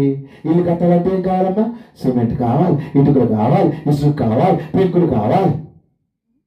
ఈ వాటికి ఒక అరగంట అయిపోయింది. ఈలోగా పాట ఏసయ్యా బంగారు ఏసయ్యా, ఇదిగో ఏదో పోతాడు టప టప టప టప వాయించేస్తాడు. కొన్ని సంఘాల్లో ఏదో మరేంటో పిచ్చి వచ్చినట్టుగా లేకపోతే మోర్చి వచ్చినట్టుగా పడిపోతారు ప్రజలు. ఆవిడకి ఎవరి కోపం ఉందని టపా టపా కొట్టుకుంటూ వెళ్ళిపోతూ ఉంటుంది. ఒంటి మీద బట్టలు ఉన్నాయి లేదు తెల్లవాడికి పడిపోతుంది. అది పరిశుద్ధాత్మ అంట. దాని మీద నమ్మాలి. మరి అక్కడ పొందేసుకుని మళ్ళీ ఇంటికి వచ్చేసి ఆవిడ వస్తే జగడాలు దిగిపోతుంది, కచ్చా పోసేస్తుంది. మరి నమ్మాలి మనం. అడవిలో ఏవి రాటి మృగాలు, అడవిలో చాలా క్రమంగా ఉన్నాయి మృగాలు. ఒక జంతువులు ఒకసారి వేటాడిందంటే మళ్ళీ వేటాడుతుంది, ఆటలుంటుంది. మళ్ళీ ఇప్పుడు ఆటలతో ఇప్పుడే వేటాడుతుంది. ఒక పక్షితో జతకడితే మళ్ళీ ఇంకో పక్షితో జతకడతలేదు. కానీ రోజు ప్రేమలే, రోజు మరి వివాహాలు, రోజు విడాకులే. ఎక్కడుంది అడివి? గ్రామాల్లో. సాధారణంగా ఇలాంటి వీధుల్లో ఎంత స్పీడ్లో ఉండాలి? బళ్ళు 10 కిలోమీటర్ల లోపల ఇలాంటి వీధుల్లో. నిజమా కదా? మరి బస్ స్టాండ్ లో రాయబడి ఉంటుంది, అక్కడ డ్రైవర్లకు సూచన ఉంటుంది 5-6 కిలోమీటర్ల వేగంతో మాత్రమే బస్ స్టాండ్ లోపల డ్రైవ్ చేయాలి అని ఉంటుంది. కానీ ఇప్పుడు ఆ యొక్క 10-15-5 స్పీడ్లో వెళ్ళవలసిన వాడు ఆడు పెద్ద మొనగలాగా 50 అయిపోతాడు, ఇక్కడ 100 వెళ్ళిపోవడానికి ప్రయత్నం చేస్తాడు. ఈడు ఏదో తమ్మాను కన్నా గుద్దేస్తాడు, ఎవరినైనా గుద్దే చచ్చిపోవాల్సి పెడతాడు. మిస్సిన బోర్డులు ఎవరొచ్చి ఎక్కడ చూసినా ఫ్లెక్సీలు, పుట్టుకోని ఫ్లెక్సీలు లేవు. మిస్ ఎందుకు? తాగే చచ్చిపోయాడు. మిస్ ఎందుకు? యాక్సిడెంట్ లో ఇద్దరు చంపేసి చచ్చిపోయాడు. ఏంటది? ఇలాంటివన్నీ చూసిన తర్వాత బాప్తిస్మ ఇచ్చే యోహానుకి అయ్యి బాబా అరణ్యులు ఉంటేనే పట్టరు బాబోయ్. ఒక 6 నెలల పరిచర్య కోసం మాత్రం బయటకు వచ్చాడండి. ఈ బాప్తిస్మ ఇచ్చే యోహాను బయటకు వచ్చాడు. బయటకు వచ్చిన తర్వాత అతను ఏం చేస్తాడు? యోర్దాను దగ్గర బాప్తిస్మ ఇవ్వడం మొదలు పెట్టాడు. అతను సువార్త ప్రకటించాడు. ఏమని మాట్లాడాడు? సర్ప సంతానమా రాబో ఉగ్రతను తప్పించుకోవడానికి మీకు బుద్ధి చెప్పడం ఎవరు? అలాంటి సేవకులు మన గ్రామాల్లో లేచుదురుగాక. అలాంటి నిజమైన సేవకులు మనం కలిగి ఉండముగాక. తెలుపు నలుపు అని ఖండించే సేవకులు ఉండుగాక. కొద్ది మందిని సిద్ధపరిచినా పర్వాలేదండి. పొట్టంతా తీసుకెళ్లి నరకంలో పడేసే కంటే కొన్ని గింజలు మాత్రం పరలోకంలో తీసుకెళ్తే చాలా సంతోషమైన ఆశపడుతున్నాయి. హల్లెలూయా. ఎక్కడన్నా గుజు గట్టిగా ఖండించామనుకోండి, బాబా అలా చెప్తే మీ సంఘానికి రా బాబా, మీ సంఘానికి వస్తారండి, నిజమైన ఖచ్చితమైన సంఘం మీదే అని నాకు తెలిసింది. కానీ మీరు ఓడగొట్టిన మంచం కోళ్ళ ఉంచుతారు. పాతకాలం ముసలమ్మలాగా ఉంటారు మీ సంఘంలో, అందుకే మేము రాము. మరి ఎలా ఉంటే ఎలాగైతే ఉంటావు? పాతాళంలో కేకలేసి దెయ్యంలాగైతే వస్తావా ఆ సంఘానికి? బొట్టు తీయించేస్తారు, అన్నీ ఒలిసిపిచ్చేస్తారు. ఒక్కొక్కరు చలం వచ్చిందనుకోండి, నిజమైన గుడికి వెళ్తావు కదా, ఇంకెందుకు బట్టలు కట్టుకోవడం? బట్టలు కూడా తీసేచ్చు కదా, దేవుడు బట్టలు ఇచ్చాడు. అది కన్నా ఇక్కడ కొట్టలేదు. మానవుడికి ఎన్ని కన్నాలు కావాలో అన్ని కన్నాలు పెట్టారు దేవుడు. నువ్వు ఎక్స్ట్రా కన్నాలు పెడతావు. మరి హల్లెలూయా. ఈ శరీరానికి ఎన్ని కన్నాలు కావాలో అన్ని కన్నాలు పెట్టాడు కదా దేవుడు. ఈ కన్నాలు మానేసి నువ్వు ఎక్స్ట్రా కన్నాలు పెడితే, ఇది రాజేష్ గారికి అత్తిల్లు అనుకోండి, ఎక్కడ పడితే అక్కడ మేట్లు వేస్తున్నారు అనుకోండి, వాండ్రు ఏం చెప్ప చెప్పండి, సామాన్లు బయట చెప్పలేదా? మరి మన దేవుడు కూడా ఎక్కడ పడితే అక్కడ కన్నాలు, చేతికి సంఖ్యలు, కాళ్ళకి సంఖ్యలు ఇవన్నీ ధరించుకుని వెళ్ళిపోతుంటే దేవుడు బయట వేస్తారు. జాగ్రత్త. హల్లెలూయా. బాప్తిస్మ ఇచ్చే యోహాను ఖండిస్తున్నాడండి. కానీ సంఘానికి తక్కువ మంది వస్తున్నారు. తక్కువ మంది వచ్చినా పర్లేదు, అలాంటి బాప్తిస్మ ఇచ్చే యోహానులు ఉందురుగాక. ఏం మాట్లాడతాడు? సర్ప సంతానమా, రాబో ఉగ్రతను తప్పించుకోవడానికి మీకు బుద్ధి చెప్పాడు ఎవరు? సర్ప సంతానం అన్నారు. ఎవరు బాబు ఎలా మాట్లాడుతున్నావు? అలా మాట్లాడకూడదు. సైలెంట్గా వచ్చి మొన్న ఒక చోట మా అత్తగారి దగ్గరలో ఒక కూటం జరిగిందండి. ఒక పుట్టినరోజు 1000 మంది వచ్చారండి. అయ్యగారు నడుపుతుంటే కాళ్ళ కింద సేన కూడా చచ్చిపోదండి. ఇలా సైలెంట్గా వచ్చి, ఎందుకంటే కాళ్ళకి చేతులకి ఏదో కట్టేసినట్టుగా అందరూ కూర్చున్న వాళ్ళందరూ లేచిన పడుతుంటాయి. ప్రభువునందు ప్రియమైనటువంటి సహోదరి సహోదరుడా, ఎవరికి ఉపయోగం ఇలాంటి బోధలా? ఎవరిని మారుస్తే ఏం చూడుతుంది కదా? ప్రసవ నొప్పులు రూపం మీ అందు ఏర్పడే వరకు నాకు ప్రసవాన్ని వెళ్తున్నాడు పౌలు. అలాంటి బోధ కావాలి. బాప్తిస్మా అలాంటి బోధ చేస్తాడు. ప్రతి కాలంలో ప్రవక్త అంతేనండి. నా ఊహో కాలంలో నా ఊహ అంతేనా? నా ఊహో బాధని అంటే ఒక ఆవిడ వచ్చేసిందంట. అయ్యారండి మీ సంఘానికి వచ్చేద్దారనుకుంటానండి. సరే అమ్మా వచ్చి అయితేని లోపలికి వచ్చి అయితేనండి. వచ్చేద్దారనుకున్నా ఏంటని? అయ్యగారు అదండి వస్తువులు మూట అండి, మళ్ళీ ఎప్పుడన్నా పెట్టుకుంటాక అమ్మ వస్తువులు తీసేస్తానే మా యొక్క నా వాళ్ళకి రాకూడదని. ఎలవై నీ సంఘమే ఉంది కానీ ఏసో సంఘము ఏమన్నావు? వాళ్ళు బోల్డ్ సంఘాలు ఉన్నాయి. ఇంకా బంగారం కోసం ప్రార్థన చేసే బోల్డ్ సంఘాలు ఉన్నాయి. అక్కడికి వెళ్తాం. అమ్మ నీ ఇష్టం తల్లి, నువ్వు ఎక్కడికి వెళ్ళాలో నీ ఇష్టం, స్వేచ్ఛ నీది, ఎన్నుకునే హక్కు నీకు ఉంది. వెళ్ళి ఎక్కడికైనా వెళ్ళు. ప్రతిఫలం మాత్రం మరి 7 రోజున ఉంటుంది. ఒక అతను వచ్చేసాడంట. మీరందరూ గుడికి వెళ్తున్నారు కానీ అది నా భక్తి అంటే ఇది నా భక్తి అంటే మరి కేకలు వేసుకుంటూ వచ్చాడంట. అయ్యారు మీ సంఘానికి వచ్చేస్తాను వచ్చే అయితే జేబులు ఏంటని అన్నారు. అదండి బాటలో. మరి పైన ఏంటి? కైని. ఏని? కైని. అప్పుడు దేవుడు అంటారు వీడిని నరకాలు వెయ్యిని. దేవుడు స్తోత్రం కలుగును గాక. అది కైని అయితే వీడిని నరకాలు వెయ్యిని. కైనియా? బ్రాండీ బాట్ల అప్పుడప్పుడు మందా ఏది వాళ్ళ వ్యక్తవా? నా ఊహ అన్నాడు. మంచి పాస్టర్ కూడా ఇలా మాట్లాడుతున్నావా? Get out. అవి విడిచిపెట్టి వస్తే నువ్వు పైసలు లేకపోయినా నాకు కావాలి, నువ్వు పేదవాడైనా పర్లేదు, నువ్వు రా. కానీ 10,000 కొనిపించిన మందు వేస్తాను, సిగరెట్లు కాస్తాను, తప్పు చేస్తాను, సినిమాలు వెళ్తానంటే గెట్ అవుట్. అలాంటి వారికి మా సంఘంలో స్థానం లేదు. ఇలాంటి వీటి ద్వారా సంఘాన్ని మొత్తం మీద వెళ్ళిపోయాడు. అలా చాలా మంది. ఒక అతనైతే మరి నెత్తిన పెట్టుకుని వచ్చేసాడు టీవీని. అయ్యారు లోపల ఏమైనా కనెక్షన్ ఉందా? ఈ టీవీ, మా టీవీ, మీ టీవీ, మన టీవీ, అందరి టీవీ కనెక్షన్ ఏముందా? అయ్యా అది పాతాల నుంచి వస్తుంది కనెక్షన్, మా దగ్గర లేవన్నాడంట. అయితే మీ సంఘానికి వస్తే టీవీ చూడటం లేదా, టీవీలో సినిమా చూడటం లేదు అన్నాడంట. అయితే మీ సంఘానికి రాను, బేసిక్గా వెళ్ళిపో బయటికి. ఒకరోజు వర్షం వచ్చింది. నావోహో వాడ పైకి తేల్తా ఉంది నీటిలో, అందరూ మునిగిపోతున్నారు. అప్పుడు అర్థమైందంటే నావోహో వర్తమానం కరెక్టే. అప్పుడు అర్థమైతే ఏంటి బావా ఇప్పుడు రారా నాయన, నిజమైన వాక్యం ప్రకటించబడుతుంది, నిజమైన ప్రవక్తలు చెప్తున్నారు, నిజమైన బాప్తిసం చెప్పబడుతుంది, నిజమైన పరిశుద్ధాత్మ ఇక్కడ ప్రకటించబడుతుంది. రండి. మునిగిపోయేటప్పుడు, కాలిపోయేటప్పుడు, నశించిపోయేటప్పుడు రావడం కాదు మారు మనసు. హల్లెలూయా. చాలా కష్టమైపోయింది రోజు ప్రజలకి. బాప్తిసం ఇచ్చి యోహాను బోధ కూడా కష్టమైపోయిందండి.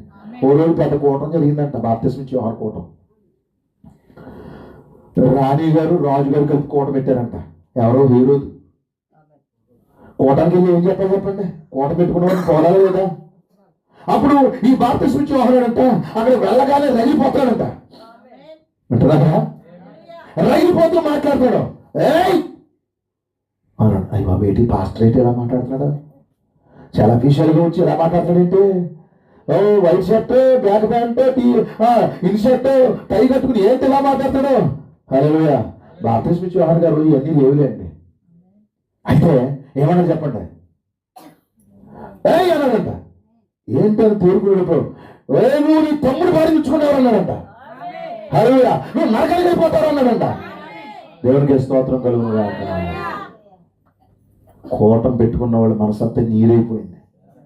అలా కాకుండా పొగుడుంటే ఓ అందరినీ మంచోడు బాబు, మంచి భోజనాలు ఉండారు, అమ్మా నువ్వు ఎప్పుడు కొనకెత్తామని ఎదురు చూద్దాం తల్లే. కూటమి పోయిందే. అది లేదంట. ఈ కూటమిలో ఎవరు మార్పు చెందలేదు, ఎవరు సరిగా లేదు, ఇదే చూసుకుని గట్టిగా ప్రకటించేసరికి అసలు పొగుడుంటే ఏం చేస్తున్నావు? రాజుగారు 2,000 ఇచ్చారనుకోండి, 2,000 ఇచ్చారనుకోండి, అమ్మగారి అకౌంట్లోంచి ఇంకో 2,000 ఇచ్చి నీ బాధ ఇలాగే సబ్బు రాసినట్టుంటే నీకు నెక్స్ట్ కూటానికి 5,000 ఇస్తాను. బండి కొన్నావనుకో, ఫస్ట్కి ఇస్తే నేనే కడతాను, తీసుకా నీకు ఇస్తేలు నీ యొక్క కానుకలు నాకు అక్కర్లేదు, నువ్వు చేస్తావు తప్పు అన్నాడు అంతే. హల్లెలూయా. అతడు పుట్టినందున అనేకులు సంతోషిస్తున్నారు. చివరికి అతడు వాక్యం కొరకు దేవుడు పిల్లారా రాజీ పడకుండా మరణించే తప్పితే దేవుడు పిల్లారా ఎక్కడ కూడా అతడు మరి చిన్న విషయంలో రాజీ పడలేదు. అతను బట్టి పరలోకం సంతోషపడతా ఉంది, అతను బట్టి దేవుడు సంతోషపడతాడు, అతను బట్టి యావత్ ప్రపంచం సంతోషపడతా ఉన్నది. నిజమైన క్రైస్తవుడు సంతోషపడుతున్నాడు. ఒక మాట మనం చదువుదాం, చూడండి. ఎస్తేరు గ్రంథం 8:15 వచ్చిన. అప్పుడు మొర్దెకై ఉదావర్ణమును తెలుపు వర్ణమును గల రాజవస్త్రమును బంగారపు పెద్ద కిరీటమును అవిసెనారతో చేయబడిన ధూమ్ర వర్ణములు గల వస్త్రమును ధరించుకొని వాడే రాజు సముఖము నుండి బయలుదేరును. అందు నిమిత్తము సోషాను పట్టణము, హల్లెలూయా, సోషాను పట్టణము ఆనందించి సంతోషించారు. హల్లెలూయా. ఏమిటి? అతను బట్టలు కట్టుకున్నందుక, అతను కిరీటం ధరించినందుక, అతను మరి సింహాసనం కూర్చున్నందుక కాదండి. అక్కడ జరిగింది ఏంటో తెలుసా? ప్రజలందరూ సోషాను కోట అంతా ఎందుకు సంతోషిందో తెలుసా? ఇతన్ని బట్టి శత్రువు మరణించాడు. తెలుసా మీకు? ఇతను చేసిన కార్యాన్ని బట్టి హామాను మరణించాడు. ఇతను చేసిన కార్యాన్ని బట్టి హామాను కుమారులు మరణించారు. ఇదిగో దేవుడి పిల్లలారా, ఇదిగో అక్కడ ఏం జరిగిందంటే మరలా రాజు ఉంగరముతో ముద్రించబడి యూదులకు వ్యతిరేకంగా శాసనం రద్దు చేయబడి వీరికి ఒక అనుకూలమైన శాసనం ఒకటి వచ్చింది. ఇక యూదులకు తిరుగులేదు, దేవుడి పిల్లలకి తిరుగులేదు. అందును బట్టి సోసాను కోట సంతోషపడతా ఉంది. ఈ రోజు సేవకుడు యొక్క సూటును బట్టి కాదు, సేవకుడు యొక్క టైర్ బట్టి కాదు, సేవకుడు యొక్క షూను బట్టి కాదు, అతను బోధించిన బాధను బట్టి, అతను బోధించిన బాధను బట్టి శత్రువు చనిపోతా ఉన్నాడు, వ్యాధి చనిపోతా ఉన్నది. తెలుసా మీకు? ఒక్క సేవకుడు ఎంత సేవ చేశాడు తెలుసా? ఆ రోజు ఆ యొక్క మర్తికే నిలబడకపోతే ఏం జరుగుతుందో తెలుసా? యూదులు అందరూ చనిపోదురండి. ఈవెన్ రాణి కూడా చనిపోవాల్సి వచ్చింది. నిజమా కదా? రాణి కూడా చనిపోవాల్సిన పరిస్థితి వచ్చును. అయితే అలాంటి పరిస్థితులు మరణానికి నిలబడ్డారండి. హల్లెలూయా. త్యాగం చేస్తా ఉన్నాడండి దేవుడు పిల్లారా. ఇతర కొరకు ఊరిపోయే సిద్ధపరచబడిందని తెలిసి కూడా వింటున్నారా? వంగట్లేదు, నమస్కారం చేయట్లేదు, వంగట్లేదు, నమస్కారం చేయట్లేదు. ఏ తప్పుడు విధానానికి అతను రాజీ పడట్లేదు. ఏమంటారు ఈ రాత్రి? శత్రువు నీకు వ్యతిరేకంగా శాసనం తీసుకొచ్చాడు. శత్రువు మనకు వ్యతిరేకంగా శాసనం ఎక్కడ తీసుకొచ్చాడండి? సోసాను కోటలో తీసుకొచ్చాడేమో. సోసాను కోటలో ఒక మరణ శాసనం. అన్యరాజు, అన్యుల రాజ్యంలో, వింటున్నారా? అన్యుల రాజ్యంలో ఒక వధువు ఉంది. అక్కడ ఎవరామె? ఎస్తేరు. ఇదిగో ఇప్పుడు కూడా అన్యుల రాజ్యంలో ఒక వధువు ఉంది, ఒక ఎస్తేరు ఉంది. అయితే ఒక మరణ శాస్త్రం వచ్చింది. అక్కడ ఒక మరణ శాస్త్రం వస్తే ఇక్కడ ఒక మరణ శాస్త్రం వచ్చింది. మనకు మరణ శాస్త్రం వేసి మనల్ని ఎవరు చంపారండి అయ్యారా? నువ్వు అలాగే కూకో, ఎవరు చంపడనుకుంటున్నావు నువ్వు? మనకి మృగం యొక్క ముద్ర వచ్చింది, 666 ముద్ర వచ్చింది. ఇదిగో అది తప్పించడానికి ఒక వ్యక్తి ఆ రోజు లేచాడు. ఇది తప్పించుకోవడానికి మన కాలంలో కూడా ఒక వ్యక్తి వచ్చాడు. ఎంతమంది వింటున్నారు? ఆ రోజు వధువుని, ఆ ప్రజలందరినీ తప్పించడానికి ఒక వ్యక్తి ఎవరు? హామానుని, అతని యొక్క మరణపు ముద్రను తప్పించడానికి మొర్దెకై లేచినట్లుగానే, ఎస్తేరు పైన మరణం లేకుండా మొర్దెకై లేచినట్లుగానే మన కాలంలో కూడా ఒక మొర్దెకై వచ్చాడు. బాప్తిస్మ ఇచ్చే యోహాను కాలంలో బాప్తిస్మ ఇచ్చే యోహాను వచ్చారు. నోవహు కాలంలో నోవహు ఉన్నాడు. ఐగుప్తు ముద్ర మరణ ముద్ర తప్పించడానికి మోషే ఉన్నాడు. అలాగే మన కాలంలో కూడా దేవుని పిల్లారా ఒక ప్రవక్తను దేవుడు పంపించారు. ప్రకటన 10:7 ప్రకారముగా, మలాకి 4:5-6 వచనాల ప్రకారముగా, జకర్యా గ్రంథం 14:7 వచనం ప్రకారముగా దేవుడి కాలానికి ఒక ప్రవక్తను పంపించాడు. హల్లెలూయా. అక్కడ ఏమిటంటే ఒక ముద్ర, ఇక్కడ కూడా మృగమొక్క ముద్ర. అక్కడ ఏం చేశాడు అతను? వధువుని అలర్ట్ చేశాడు. ఎవరిని? ఎస్తేర్ని అలర్ట్ చేశాడు. ఇదిగో ఎస్తేరు, నువ్వు ఈ సమయం కొరకు వచ్చావు చూడు, నువ్వు ప్రార్థన చేయి, మోకరించో, కన్నీరుగా చెప్పాడు దేవుడు పిల్లారా. అంతేనా నేర్పించింది? ప్రవక్త ఇప్పుడు తన వైపు తిప్పుకుంటాడా? దేవుడి వైపు తిప్పాడు. ఈ కాలంలో దేవుడు పంపించిన ప్రవక్త కూడా ఆయన వైపు తిప్పుకోలేదు, ఆయన క్రీస్తు వైపు తిప్పాడు. అందుకే మేము మాట్లాడితే ప్రవక్త మాట్లాడతాం దేవుడు పిల్లారా. అతని పేరు చెప్పంటారా? William Marrion Branham. హల్లెలూయా. అతను క్రీస్తు కాదు, అతను క్రీస్తు వైపు తిప్పడానికి ఒక మార్గదర్శి మాత్రమే. హల్లెలూయా. అతను ఒక సహాయకుడు, ఒక సేవకుడు మాత్రమే దేవుడు పిల్లారా. మరి ఏం చేశాడు? మొదటిగా ఉపవాసం ఉండమని చెప్పాడు. గోధుమత ధరించాడండి. ఎందుకంటే మనకు ఒక మహిమ వస్త్రం రాబోతుంది, ఒక థియోఫనీ రాబోతుంది.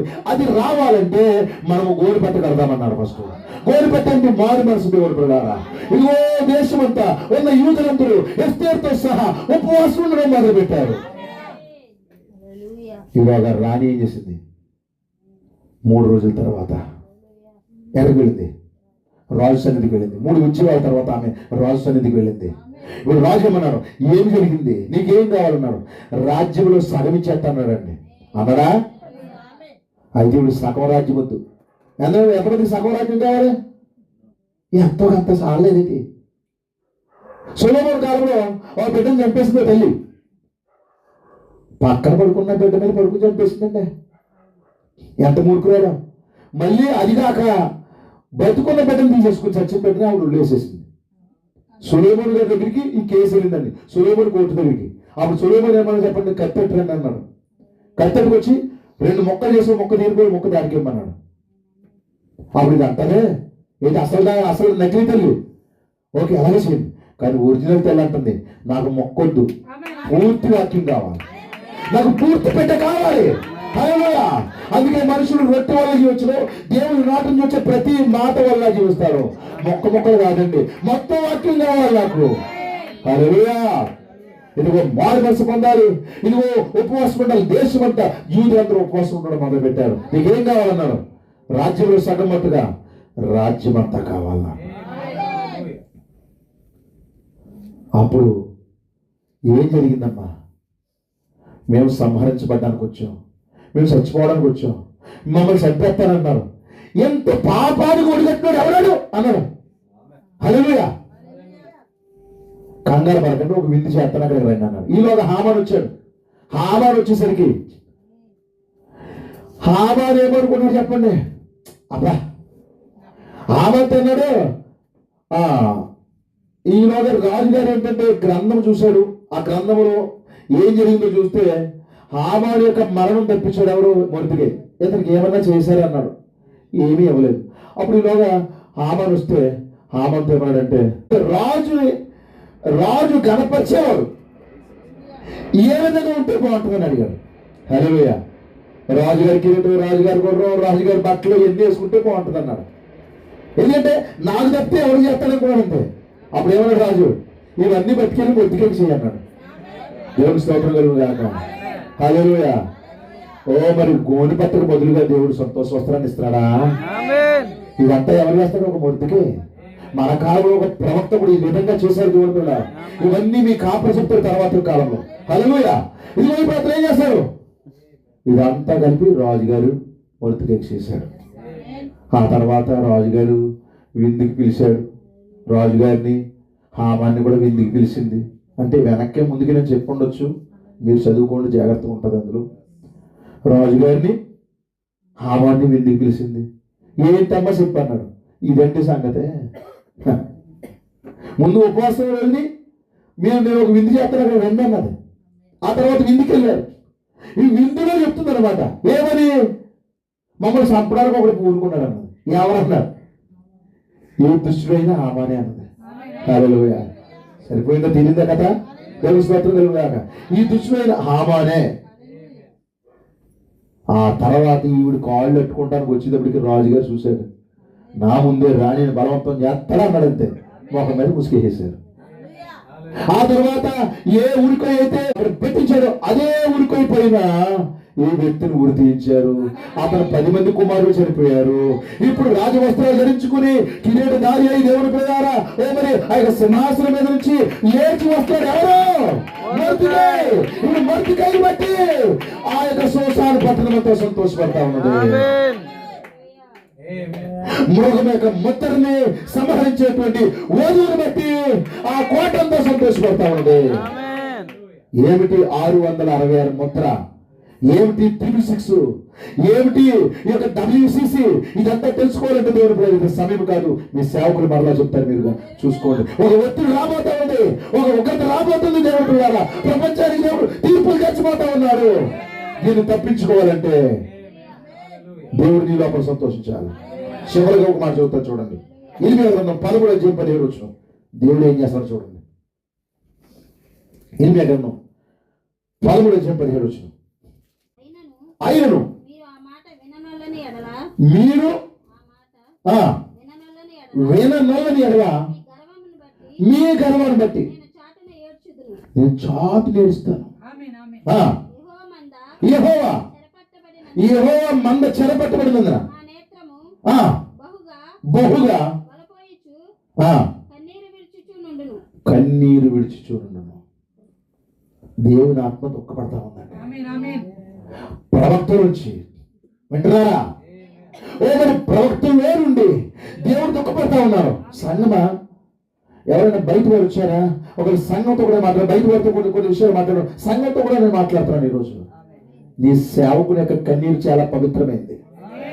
అది నీ కొరకు కారిస్తే నీకు క్షేమం, కానీ నీ వలన గాని కన్నీరు కారిస్తే మాత్రం నీకు చాలా ప్రమాదం. నీ సేవకుని యొక్క కన్నీరు చాలా పవిత్రమైంది. సంగమ నువ్వు గమనించు. అతడు నీ కొరకు కన్నీరు గార్చి ప్రార్థన చేస్తే అది నీకు నీ కుటుంబానికి క్షేమమే, కానీ నీ వల్ల గాని కన్నీరు పెట్టుకుంటూ ఆయన బ్రతికితే సేవ చేస్తే అది నీకు ప్రమాదము. అతని లోపల నుంచి దేవుని ఆత్మ దుఃఖపడతా ఉంది. అయితే దేవుడు చేసుకున్నది ఆయన సంతోషపడటానికి, ఆయన ఆనందపడటానికి. దేవుడు కుమారుడా, నీ దోషాలను బట్టి, నీ అపరాధాలను బట్టి, నీ యొక్క కార్యాలను బట్టి నువ్వు ఆయన్ని దుఃఖపెడతావా? ఆయన్ని బాధపెడతావా? సంఘానికి వెళ్తూ మారుమనసు లేక, సంఘానికి వెళ్తూ పశ్చాత్తాపడక, సంఘానికి వెళ్తూ ఇంకా నీ జీవితం సరిలేక ఎన్నో సంవత్సరాలు అయిపోయింది, ఎన్నో రోజులు అయిపోయింది, మారాలకుండా మారలేకపోతున్నావు నువ్వు. అదే తప్పుడు నడక, అదే తప్పుడు చూపుడు, అదే తప్పుడు విధానం. ఏడుస్తులేదా దేవుడు? చాటు నేడుస్తులేదా దేవుడు? అప్పుడు దుఃఖపడతలేదా? ఈ రాత్రి నేను మారాలనుకున్నాను పాస్టర్ గారు, నా జీవితం మార్పు చెందాలని నేను ఆశపడతా ఉన్నాను. తాగుతున్నావు. కొంతమంది తాగుతారండి. ఈ మాటలు ఆయా గృహాల్లోకి ఎక్కడికన్నా వెళ్తే, ఈ రాత్రి సైలెంట్ గా గ్రామం ఉంది, ఎవరు లోపలికన్నా మాటలు వెళ్తే మార్పు చెందండి దేవుడు పిల్లలారా. తాగుతున్నావు కదా, తట్టుకోలేక ఎవరేస్తుందిరా? తాగడం కొరకు కాదు నా సహోదరుడా, నా తమ్ముడా, నా అన్న, నా తండ్రి. తాగడం కొరకు కాదు నీ శరీరం దేవుడికి ఇస్తా, ఆయన సంతోషపడతావని. అది తట్టుకోలేక అది బాధపడతా ఉంది. ఆ బాధపడుతూ శరీరం అంతా బాధపడతా ఉంది. మరి నువ్వు దమ్ము కొడుతుంటే, నువ్వు సిగరెట్ కాల్చుంటే, నువ్వు స్మోకింగ్ చేస్తుంటే తట్టుకోలేక ఈ శరీరం అంతా బాధపడతా ఉంది. ఈ శరీరం మాత్రమే కాదు, దీన్ని సృష్టించిన ఈ లోపల మనిషిని చేసిన అసలు దేవుడు కూడా బాధపడతా ఉన్నాడు, ఏడుస్తా ఉన్నాడు, దుఃఖపడతా ఉన్నాడు. అయితే దేవుడు నిన్ను ఆయన సంతోషం కొరకు చేసుకున్నాడు. ఏడిపించొద్దు దేవుడిని. రాత్రి రండి, ఆయన ఆజ్ఞలు కైకొనండి. ఏమిటి ఆయన ఆజ్ఞలు కైకొన్నాం? మొదట మారు మనసు, కొత్త జన్మ ద్వారా దేవుడిని సంతోషపరిచే వధువు అని చెప్పాను కదా. అయితే సింపుల్ గా మీతో మాట్లాడతాను. ఒక సీనియర్ పాస్టర్ చెప్తున్నాడు, యూదుల అధికారి నికోదేమోను ఒక పరిచయుడు ఉన్నాడు. అతడు రాత్రి యందు ఆయన వద్దకు వచ్చి, బోధకుడా, నిజమే అయ్యో పాస్టర్ గారు, మీరు నిజమే పాస్టర్ గారు, మాకు అర్థమైపోతుందండి. మేము ఎందుకు గాని దేవుడు అతను తోడే ఉంటేనే కానీ నీవు చేయుచున్న సూచక క్రియలను ఆ, ఎవడనూ చేయలేడు ఎవరు చేయలేడు ఆయనతో చెప్పాడు. అందుకు యేసు అతడు అతనితో ఒకడు కొత్తగా జన్మించితేనే గాని ఒకడు కొత్తగా జన్మించితేనే గాని అతడు దేవుని రాజ్యమును చూడలేడని అతడు దేవుని రాజ్యం చూడలేడని నీతో నిశ్చయముగా చెప్పుచున్నాను. నీతో నిత్యముగా చెప్తున్నాను అన్నాడు. అందుకు నీకోదేమో ముసలివాడైనా సంఘానికి వెళ్తాడు కానీ ఏం అర్థం అవుతుంది. ఎందుకంటే కాకమ్మ కథలు పెద్ద కథలు చాలా సార్లు విన్నాం. పెద్ద మాస్టర్ వస్తాడు, 2 ముక్కల్లో తేల్చేస్తాడు. ఎన్ని పాటలు? 20 పాటలు. ఈ పాట అయిపోయిన తర్వాత వెళ్ళిపోద్ది గుళ్ళ ఇంటికి. వాక్యానికి ఉండదు. వాక్యం వచ్చినప్పటికి ఎలా కొళ్ళే తేలేసేస్తుంది. ఎందుకంటే వాక్యం వినే మనసు ఉంటే కదా. ఎక్కడికైనా కోటకి వెళ్ళారనుకో బైబిల్ కావడం కీసైను వాక్యపు ఏంటవి వాగ్దానాలు కొనుక్కుని వచ్చేస్తారు. క్యాలెండర్ కొనుక్కొచ్చేస్తారు. అంతే, అంతకు మించి ఏం భక్తి లేదు. ఏం అర్థం అవట్లేదు. నీకోదేమో అర్థం అవట్లేదు. సీనియర్ వెళ్ళింది. అందుకు నీకోదేమో ముసలివాడనైన నేను మనుషుడు ఎలాగ జన్మింపగలడు? ముసలివాడైన ఈ మనుషుడు ఎలా మళ్ళా తల్లి గర్భంలో జన్మించగలడు? రెండో మారు తల్లి గర్భంలోకి ప్రవేశించి జన్మింపగలడా అని ఆయన అడుగుగా యేసు ఇట్లను ఇదిగో అన్నాడు. ఇప్పుడు యేసు ఒకడు నీతి మూలంగాను జన్మించితేనే గాని దేవుని రాజ్యంలో ప్రవేశింపలేడని డైరెక్ట్ ఇంకా కొన్ని మాటలు ఉంటాయి అనుకుంటా. నిశ్చయముగా చెప్పుచున్నాను. కాదు, కొంచెం వెనక చదివాము. ఇశ్రాయేలు బోధకుడు ఉండి ఆ మాట స్కిప్ అయిపోయినట్టున్నాం. చూడమ్మా. యేసు ఇట్లనెను యేసు ఇట్లనెను. ఒకడు నీటి మూలముగాను దానికి ముందు ముసలివాడైనట్టు నేను మనుషులు ఎలా జన్మిస్తాను చూడండి. రెండవ మారు తల్లి గర్భంలో ప్రవేశించి జన్మింపగలడా అని ఆయనను అడుగుగా 10 నీవు ఇశ్రాయేలుకు బోధకుడై ఉండి వీటిని ఎరగవా అడుగుతున్నాడు ప్రభు. ఇతను డౌట్ కాదు. ఇదేంటి మేము వెళ్ళిన కోటలు ఎలా లేదు? ఒక 20 పాటలు పాడారు, లాస్ట్లో 2 ముక్కలు చెప్పారు, భోజనాలు అయిపోయి లేకపోతే 16 పెట్టేసి వచ్చేసాం అంతే. ఇదేంటి ఎలా చెప్తారు? సినిమాలు చూడకూడదు, టీవీలు చూడకూడదు, తప్పులు చేయకూడదు, మరి ఇంకా అబద్ధాలు ఆడకూడదు, ఇన్ని చెప్తున్నారు ఏంటి మాకు అర్థం అవట్లేదు అని చెప్పేసి అనుకున్నప్పుడు సంఘానికి అర్థం తెగ నీకు అంటే బైబిల్ చదవరండి నేను. మరి ఏం చదువుతా? ఉదయం 7 గంటలకే కార్యక్రమం వస్తుందో, 10 గంటలకి ఏదో వస్తుందో, 12 గంటలకి ఏదో వస్తుందో, బుధవారం ఏమొస్తుందో, మంగళవారం ఏమొస్తుందో, ఇదే టీవీలో ప్రోగ్రాంలో చదువుకున్నాను నేను. బైబిల్ చదవను. మళ్ళీ పెద్ద క్రైస్తవురాలు నేను. ఒక్కసారైనా బైబిల్ చదివే క్రైస్తవ సంఘాల్లో లేరు. లేరు చాలా మంది. ఉన్నవారిని బట్టి దేవుడికి స్తోత్రం. అయితే ప్రభుత్వం ఇశ్రాయేలు బోధకుడై ఉండి ఈ తెలియదా నీకు? సంఘానికి వెళ్తే సినిమా చూడకూడదని తెలీదా? సంఘానికి వెళ్తే పాపం చేయకూడదని తెలీదా? చర్చికి వెళ్తే బూతు ఆడకూడదని తెలీదా నీకు? చర్చికి వెళ్తాను తప్పుడుగా జీవించకూడదని తెలీదా నీకు? మందేయకూడదని తెలీదా?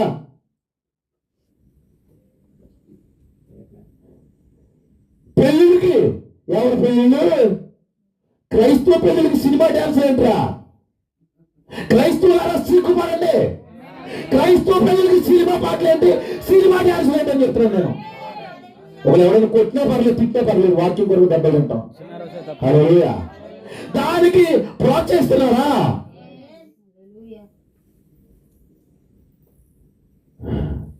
పౌరుషం తెచ్చుకోవాలి. ఇశ్రాయేలు బోధకుడు అయ్యండి ఇది తప్పని తెలీదా? మొదటి పాటే దేవుడి పాట, ఏదో పాట ఉంటుంది. ఆ తర్వాత సినిమా పాటలే. ఆ లాస్ట్ లో ఊరుగా డ్యాన్స్ వేసుకుని తేడవతే కొట్టేసుకుంటాం, అయిపోయింది పెళ్లి. దినమైనదే అంటే సావుకారికైనా అదే, పుట్టినరోజైనా అదే, పెళ్ళైనదే, మందు డ్యాన్స్. ఎవరు చెప్పారు? అన్యుడు అయితే చేసుకో, తెలియదు కాబట్టి. క్రైస్తవుడు అని చెప్పుకుంటారు నీకు, అదన్నా చేసుకో, ఇదన్నా చేసుకో. నువ్వు వెళ్తే చర్చి కన్నా వెళ్ళి అతను మానేసుకొచ్చో. హల్లెలూయా. బైబిల్ చెప్పట్లేదు ఇశ్రాయేలు బోధకుడు అయి ఉండి ఈ మాత్రం తెలియదా నీకు అని అడిగాడు. మరి ఏం చేయాలి బాబా? ఒకడు నీటి మూలంగా ఫస్ట్ జన్మించాలి. నీటి మూలంగా ఏంటి? దాన్ని నీతీకరణ అంటారు బైబిల్ ప్రకారంగా. మారు మనసు పొందాలి. ఏం పొందాలమ్మా? మారు మనసు. మారు మనసు అంటే ఏంటి? చర్చికి వెళ్తున్నారంటే మారు మనసు. చర్చికి వెళ్ళడం మారు మనసు కాదు. మారు మనసు అంటే ఏంటి తెలుసా? చచ్చిపోవడం. చచ్చిపోవడమా? మరంటే చచ్చిపోవడం అంటే ఏంటి మాస్టర్ గారు? పాత వ్యక్తి చచ్చిపోవాలి మారు మనసు అంటే. అదే నువ్వు మారు మనసు పొందాలని దాని సూచన. ఇప్పుడు చచ్చిపోయేవాడి దగ్గర సీరియల్ వస్తుంది అనుకోండి, లేదు బాబా అందరికంటే ముందు దెబ్బలేసి అన్నీ కట్టేసి చూసేసి వాడు, బాబోయ్ అన్నీ కట్టి చూసేస్తారు, ఎగరా దెయ్యానికి ఇష్టం లేదు ఈ మాటలు. అయినా పర్వాలేదు, లేగు బాబా చూడు తల్లే నీకోసం టీవీ ఎత్తడం అంటే లేస్తుందా? ఏ ఆవిడ చాలా ఇష్టమైనటువంటి పువ్వులు అక్కడే పెట్టుకుంటుందా? కొన్నిసార్లు ఏం చేస్తారు చెప్పండి, ఆ చచ్చిపోయిన వాళ్ళ దగ్గరికి వెళ్ళి అన్ని పెడతారు, బతుకున్నప్పుడు పెట్టరు, ఆ ఫోటోలు పెడతా ఉంటారు పాపం. కనుక ఇప్పుడు అమ్మ లేగా తల్లే పువ్వులు ఇగో, వస్తువులు ఇగో ఎత్తుబడం చెప్పులు ఇగో, టీ షర్ట్లు వేసి నాటకాలు ఆడితారు కదా అవన్నీ ఇగో అందగా చచ్చిపోయింది. ఏలూరు సినిమా థియేటర్ దగ్గర టికెట్లు తెచ్చానే బాబు లేగా అంటే తెక్తుందా? ఒక క్రైస్తవుడు మారు మనసు పొందితే అది నిజమైన మారు మనసు అంటే అది. హల్లెలూయా. పాత పాపాలకి చచ్చిపోవాలి, సినిమాలకి చచ్చిపోవాలి, లోక కార్యాలకు చచ్చిపోవాలి. హల్లెలూయా. వాక్యానికి మాత్రమే ఆ వ్యక్తి బతుకుతారు. ఒక వ్యక్తి మారు మనసు పొందాలి. ఎన్నో విషయాలు ఉన్నాయి ఇందులో. రెండోది మారు మనసు పొందిన తర్వాత అతను బాప్తిసం పొందాలి. ఏం పొందాలమ్మా? మారు మనసు పొందాలి. ఎందుకంటే అపోస్తుల కార్యం 2:38 ఇవన్నీ ఉంటాయి. నీటి బాప్తిసం పొందాలి. ఫస్ట్ నీటి మూలంగా బాప్తిసం. నీటి మూలంగా బాప్తిసం అంటే బైబిల్లో ఒకే ఒక బాప్తిసం ఉంది. అంటే బాప్తిసాలు 100 సార్లు ఉన్నాయా? ఒకటే బాప్తిసం. హల్లెలూయా. ఒకే బాప్తిసం. అది అపోస్తుల కార్యం 2:38 అయితే అది ఒకటే బాప్తిసం. అదర్వైజ్ బాప్తిసాలు ఎక్కడన్నా ఉన్నాయో బైబిల్లో చూపించండి నాకు. అలా తీసుకున్నట్టుగా కానీ ఇచ్చినట్టుగా కానీ చరిత్రలో కానీ బైబిల్లో కానీ ఉంటే నాకు చెప్పండి. ఒకే ఒక బాప్తిసం ఉంది, అది ప్రభు అయిన యేసుక్రీస్తు నామములో మాత్రమే. నేను ఇంకో రకంగా పొందేశానండి అయ్యగారు అంటే మీరు ఎవరన్నా ఏదైనా చేశారో నాకు తెలియదు, కానీ నన్ను క్షమించండి. మా సంఘంలో నాకు చిన్నప్పుడే చిలకరి బాప్తిసం ఇచ్చారు, అది చెల్లదో బైబిల్లో లేదని నేను తెలుసుకుని నేను నిజమైన ప్రభు యేసుక్రీస్తు నామములో బాప్తిసం పొందాను. నా సాక్ష్యం మిమ్మల్ని నేను విమర్శించట్లేదు, ఎందుకంటే బైబిల్లో చిలకరి బాప్తిసం లేదు, చిన్నపిల్లల బాప్తిసం లేదు. బైబిల్లో మరి ఎదిగిన తర్వాత 12 సంవత్సరాలు వస్తే ఆ బిడ్డకు బాప్తిసం ఇవ్వచ్చు. అది నీటిలో మరి ముంచి ప్రభు అయిన యేసుక్రీస్తు నామములో అది ఇస్తే మాత్రమే అది చెల్లుతుంది. అప్పుడు మాత్రమే దేవుడు సంతోషపడతాడు. రెండోది ఆత్మ మూలంగా జన్మించాలి. ఆత్మ మూలంగా ఏంటి? ఆత్మ మూలంగా జన్మించడం అంటే పరిశుద్ధ ఆత్మను పొందుకోవాలి. ఏం పొందాలమ్మా? దెయ్యాత్మన, పందాత్మన, కుక్కాత్మన? చెప్పండి. ఒకడు కుక్కాత్మ పట్టుకుంది అనుకోండి, వాళ్ళ భార్యను తప్ప అందరినీ ప్రేమిస్తాడు, అది కుక్కాత్మ. ఒక దానికి పందాత్మ పట్టుకుంది అనుకోండి, అన్ని బురదల్లో దొల్లేసి వచ్చేస్తా సంఘానికి. వింటున్నారా? కనుక కుక్కాత్మనే, పందాత్మనే, లేకపోతే జంతు ఆత్మనే, దైవాత్మనే కాదు పొందుకోవాల్సింది, పరిశుద్ధ ఆత్మని పొందాలి. హల్లెలూయా. ఏం పొందాలమ్మా? పరిశుద్ధాత్మ. ఒకడు నీటి మూలంగా, ఆత్మ మూలంగా జన్మించాడు. మరొక బాప్తిస్మం చూడండి, నీటి ద్వారా ఆత్మ ద్వారా బాప్తిస్మం పొందినప్పుడు దేవుని పిల్లలారా ఆ వ్యక్తి ఏం చేస్తాడంటే దేవుని రాజ్యంలోనికి అతను ప్రవేశిస్తాడు. కనుక నువ్వు మారు మనసు పొందాలి, ప్రభు యేసుక్రీస్తు నామములో బాప్తిసం పొందాలి, ప్రభు రాత్రి భోజనం రాత్రి తీసుకోవాలి. హల్లెలూయా. రొట్టె విరవాలి, రొట్టె మీద ద్రాక్షారసం కాదు. వింటున్నారా? రొట్టె కాదు, రూపాయి రొట్టె, 10 రూపాయల రొట్టె కాదు, 2 రూపాయల రొట్టె కాదు, 5 రూపాయల రొట్టె కాదు, థమ్సప్ బాటిల్ కాదు, ద్రాక్ష రసమాన్ని సేవకుడు తయారు చేసి తీసుకురావాలి. హల్లెలూయా. ఆ ప్రభురాత్రి భోజనాన్ని స్వీకరించాలి, రాత్రి మాత్రమే తీసుకోవాలి. అలాగే మూర్ఖులకి తరానికి వేరుగా ఉండాలి, పాదశుద్ధి జరగాలి. చాలా విషయాలు ఉన్నాయి దేవుని పిల్లలు. ఇవన్నీ జరిగితేనే నీకు కొత్త జన్మ వస్తుంది. నేను సింపుల్ గా కొన్ని మాటలు చెప్పాను. ఇప్పుడు ఈ కొత్త జన్మ ద్వారా నువ్వు దేవుని సంతోషపరుస్తావు. భౌతిక జన్మ ద్వారా తల్లిదండ్రులు సంతోషపడ్డారు, అయితే కొత్త జన్మ ద్వారా దేవుడు సంతోషపడతాడు. కొత్త జన్మ ద్వారా సంతోషపడతాడంటే ఏంటంటే ఆయనకి నచ్చిన విధానంలో నువ్వు భక్తి చేసినప్పుడు దేవుడు సంతోషపడతాడు. దేవుడి కాలంలో మలాకి 4:5 వచనాల ప్రకారముగా 10:7 ప్రకటన 10:7 ప్రకారంగా దేవుడి కాలానికి ఒక ప్రవక్తను పంపించాడని నువ్వు తెలుసుకుని ఆ ప్రవక్త చెప్పినట్టుగా వాక్యాన్ని నెరవేర్చినప్పుడు, బైబిల్ చెప్పినట్టుగా నువ్వు వాక్యాన్ని నెరవేర్చినప్పుడు మాత్రమే దేవుడు సంతోషపడతాడు. కొత్త జన్మ ద్వారా దేవుడు సంతోషపడతాడు. సంగమా ఈ రోజు నువ్వు జన్మించినందుకు దేవుడు సంతోషపడాలా? నువ్వు పుట్టినందుకు, కొంతమంది పుట్టినందుకు అలా పుట్టుకేమి విలువ ఉండదండి. ఎందుకు పుట్టాడు రా బాబా? ఎందుకంటే అందరిని ఏడిపిస్తాడు, భార్యని ఏడిపిస్తాడు, మరి పిల్లల్ని ఏడిపిస్తాడు, అందరిని ఏడిపించి ఎవరికే మరి ఏమి మేలు లేకుండా చచ్చిపోతాడు. ఎవరికన్నా ఉపయోగం ఉందా? కానీ ఆయన తీసుకెళ్ళిపోయినప్పుడు ఏం చేస్తారు చెప్పండి? సమాధి మీద ప్రభునందు మృతులందు మృతులు ధన్యులను రాస్తారు. వాస్తవం కాదు, ఆడు మందునందు నిద్రించాడు. మీకు అర్థమైందండి? మందునందు, గుట్కానందు, పాపమునందు, వ్యభిచారమందు, లేకపోతే ఎయిడ్స్ నందు నిద్రిస్తే వాడికి ఏం చేస్తారు చెప్పండి? ప్రభునందు నిద్రించాడు అంటారు. కనుక వాళ్ళని బట్టి ఏమి సంతోషం లేదు. వాక్యమును బట్టి ఎవరైతే జన్మించారో, నిజమైన బాప్తిస్మం, నిజమైన క్రమాన్ని దేవుని ప్రకారం ఆ సరైన మారు మనసుని ఎవరైతే కలిగి ఉన్నారో వారిని బట్టి దేవుడు సంతోషపడతాడు. యోహాన్ని బట్టి దేవుడు సంతోషపడ్డాడు. ఇదిగో దేవుని ప్రకారం బైబిల్లో మొర్దెకైని బట్టి సంతోషపడ్డారు, ప్రవక్తలను బట్టి సంతోషపడ్డారు. కొన్ని సందర్భాల్లో వారిని చేసినందుకు దేవుడు దుఃఖపడుతున్నాడు. నిన్ను బట్టి దేవుడు దుఃఖపడుతున్నాడా? దేవుడు సంతోషపడుతున్నాడా? ఈ రాత్రి నీ జీవితం ఎలాగుంది? తేల్చుకుంటావా దేవుని కుమారుడా? తేల్చుకుంటావా దేవుని కుమార్తె? అయ్యా నాకు మార్పు లేదండి, నా కొరకు ప్రార్థన చేయండి. సంఘానికి వెళ్తున్నాను కానీ లోపల ఎక్కడో తప్పు చేస్తున్నాను, నిజమే అక్రమైన జీవితం జీవిస్తున్నాను, ఇదిగో నేను నా జీవితం సరిగా లేదు, నా కొరకు ప్రార్థన చేయండి పాస్టర్ గారు.